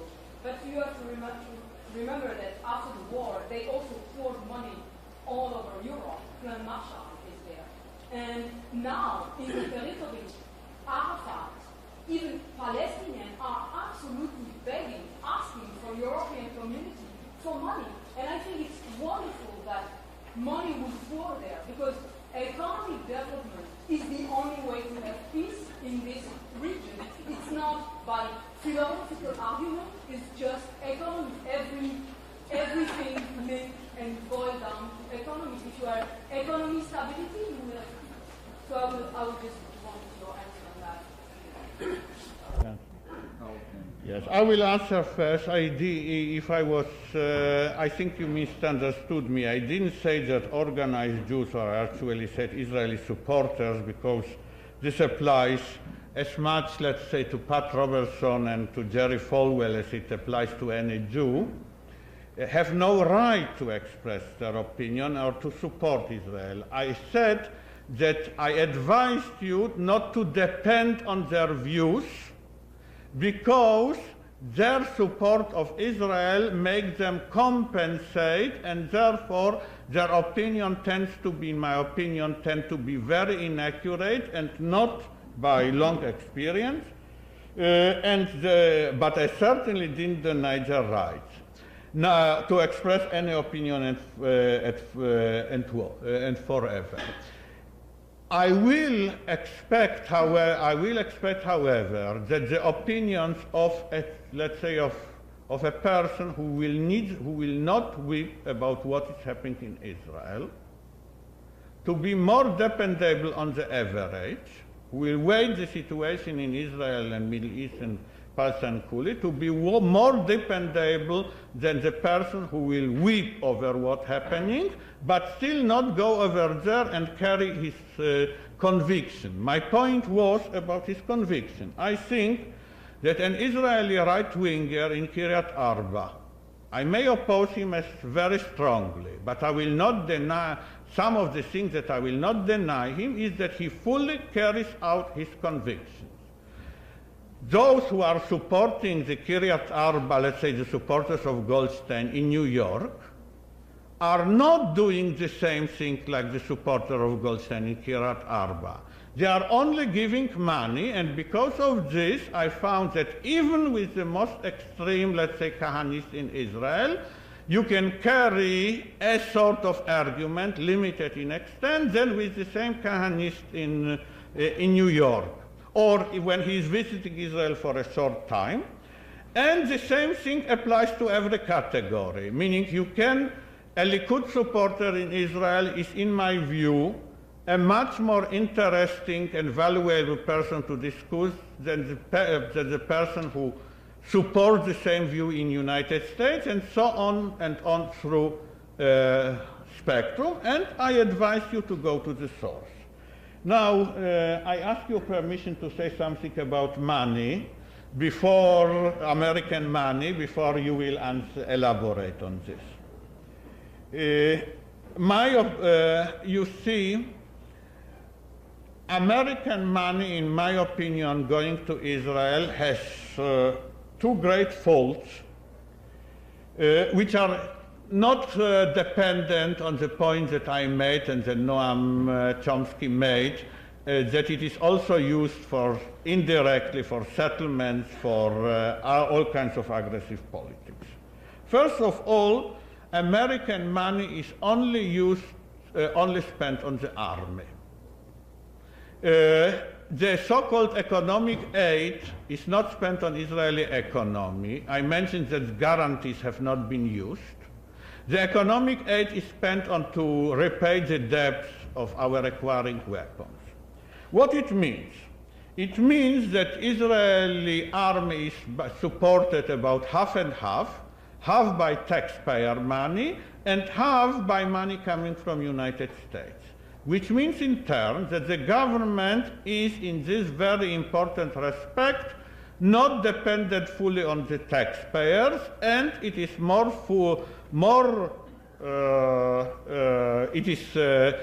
powerful than it should be. Second, it means something that we in Israel are calling militarization of Israeli society and economy, which means simply that many people, not at all of my opinion, are considering that the army is now too great for the Israeli security means. The sign of this overgrowth is that by now, in the last budget, from the Israeli taxpayer money, if we take only the half spent by Israel, 58% of the Israeli army budget is spent on salaries and pensions, while in 1967 the corresponding figure is 1961, which means that in addition to everything, it is my opinion and opinion of people who are not in the same opinion about Palestinians, that actually American support may make the Israeli army larger, but it is quite a question when it make it stronger. Please.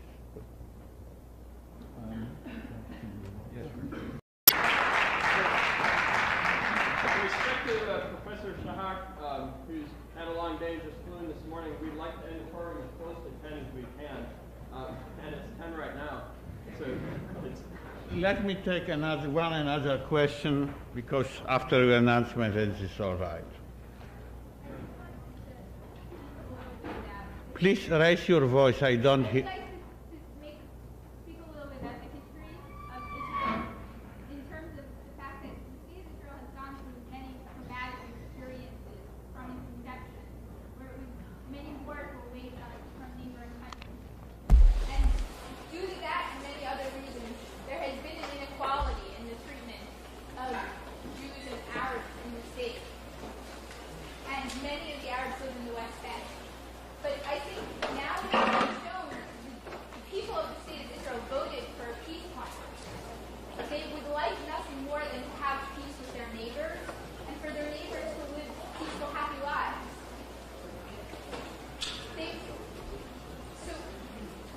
And it is not just the government. Every Jewish citizen at 18 is drafted into the army, and the other citizens are given a reprieve if they would like to, because it might cause them moral problems in some respect. But this is not something that just affects some far-off military group that goes out and kills people. This is not, you mentioned apartheid, this is not a hatred of other peoples or other religions or other races. It is something that is, if there have been human rights violated for various reasons that are due to security or due to any other reason that's not, it is not from a hatred or a desire to destroy other people. And there is a great difference there. And I want to make one other statement about something that Professor Chomsky mentioned.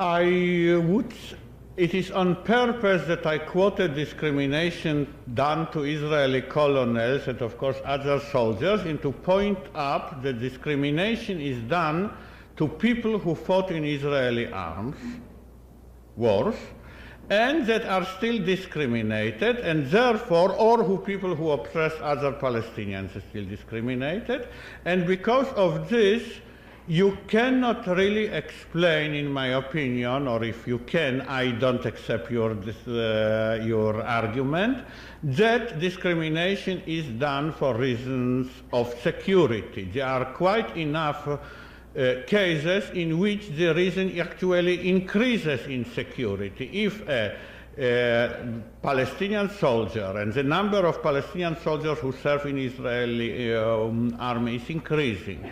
By the way, this is due to Likud.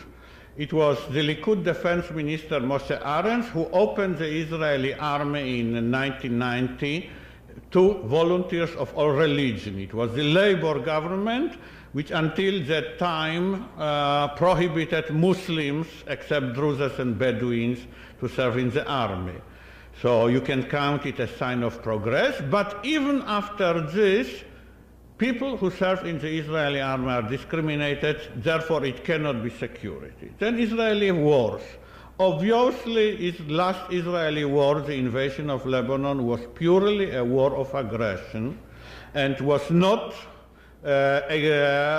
motivated by any security. In the same way, I will say that the War of Suez 56, another example in which Israel allied itself with Britain and France in order to invade Nasser and to topple Egypt and topple Nasser regime, it was done for ideological or maybe also imperialistic reasons, but not done for security. In many other ways, it can be shown that wars, in general, there are exceptions. Of course, I am not speaking about the first war in 47-49, whose causes were complex in many ways, but further Israeli wars had mostly reasons which had not to do with security. I accept your point about hatred. I actually didn't say in my presentation that Israeli Jews hate Palestinians or that the discrimination is inflicted out of hatred. They are, of course, haters, but their number is small, and they don't, and those who, let us say, worship Baruch Goldstein or Rabbi Elba don't influence Israeli policy.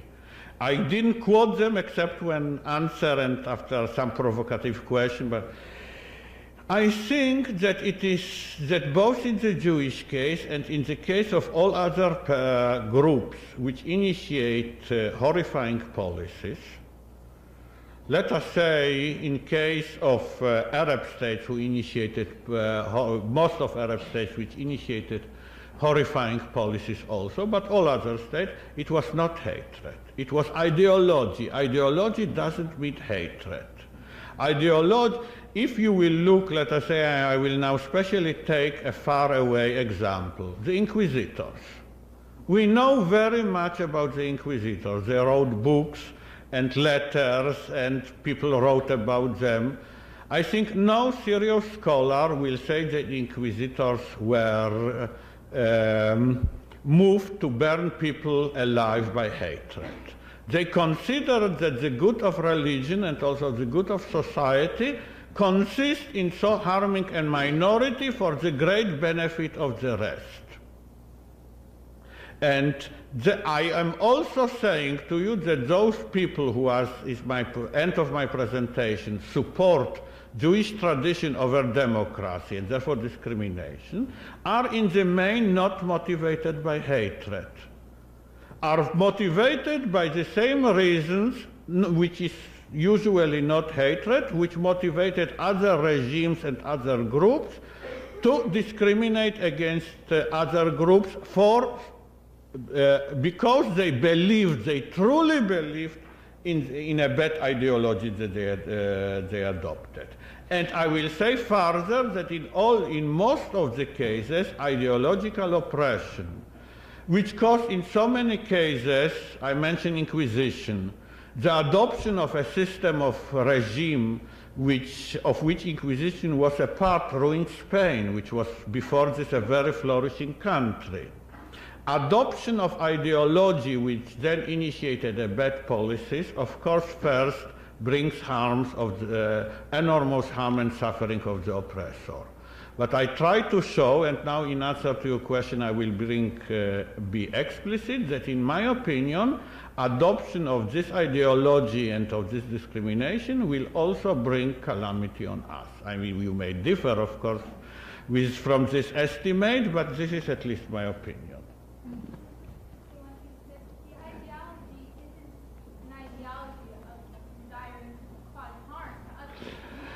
Yes, you are right. The ideology of Inquisition in case of many heretics was to bring the heretic to paradise.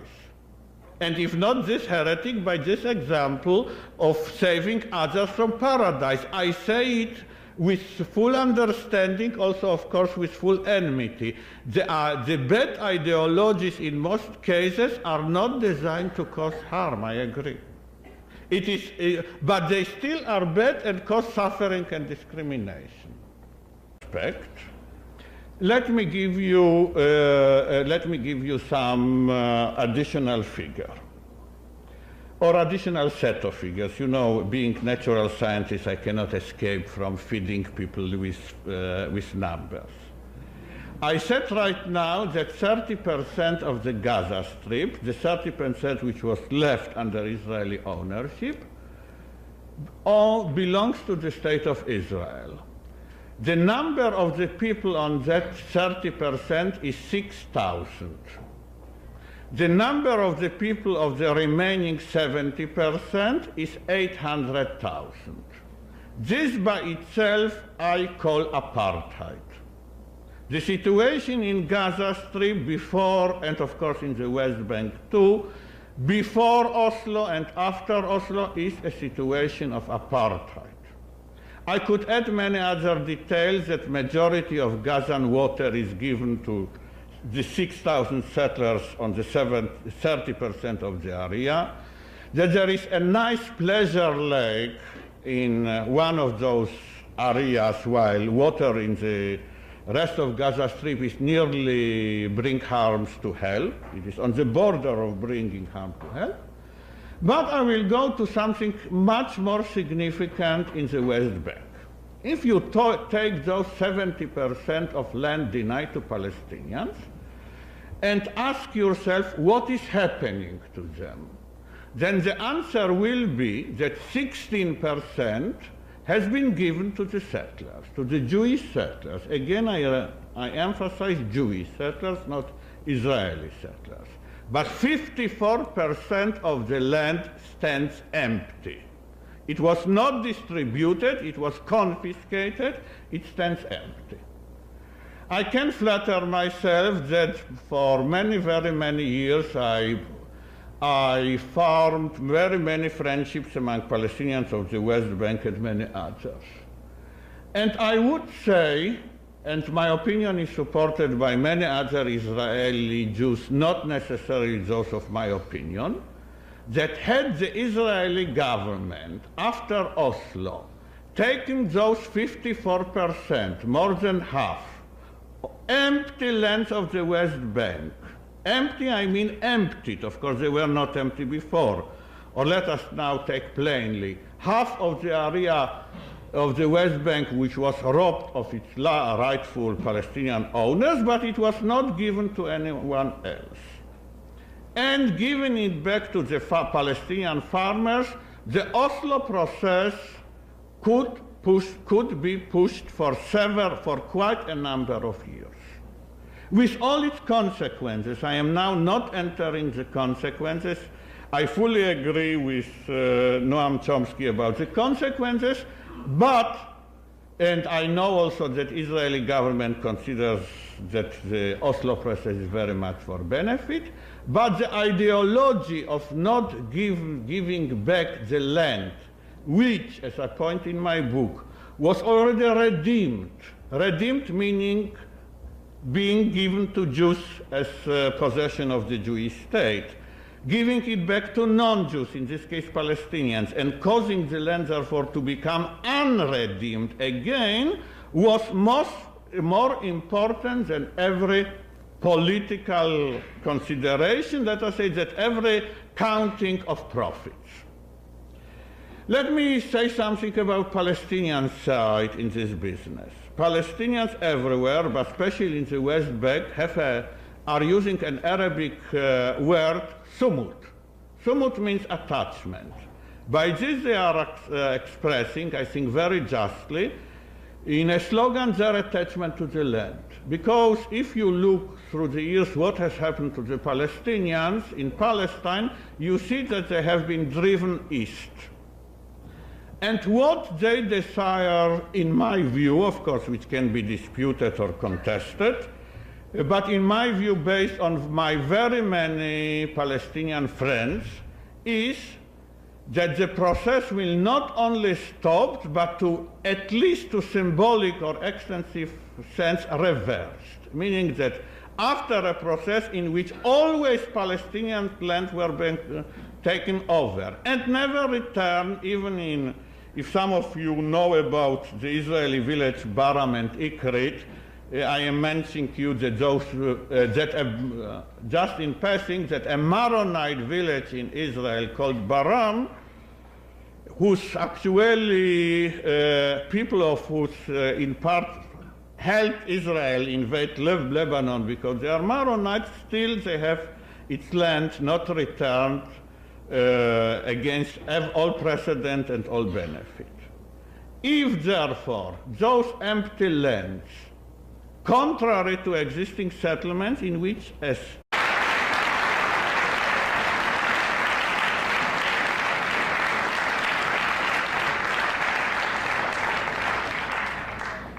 Thank you very much. Although I will indeed try to introduce some material from my book, I will mostly devote my presentation to questions of human rights and how they affect the Israeli policies, simply because I always consider that with all my passion for various kinds of scholarship, that human rights and alleviating human suffering have to come first. The general subject of my presentation will indeed have to do with fundamentalists, but not what a fundamentalist group, in this case Jewish, is doing by itself, but how fundamentalistic thinking and theories are affecting the practices, the theories and practices of the State of Israel and the territories. Of course, in Israel too, but I will omit that from the consideration for this time. And how actually this ideology, which is strictly followed by the secular state for various reasons, is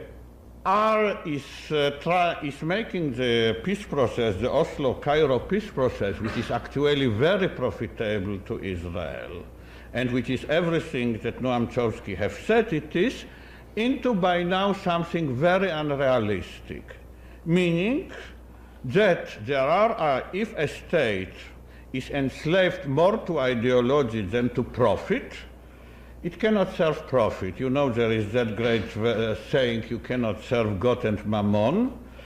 Maybe instead of God we should substitute other things in this connection, but certainly you cannot serve racist ideology, as I will immediately show, and conduct realistic policies in, let us say, which will bring investors to the area.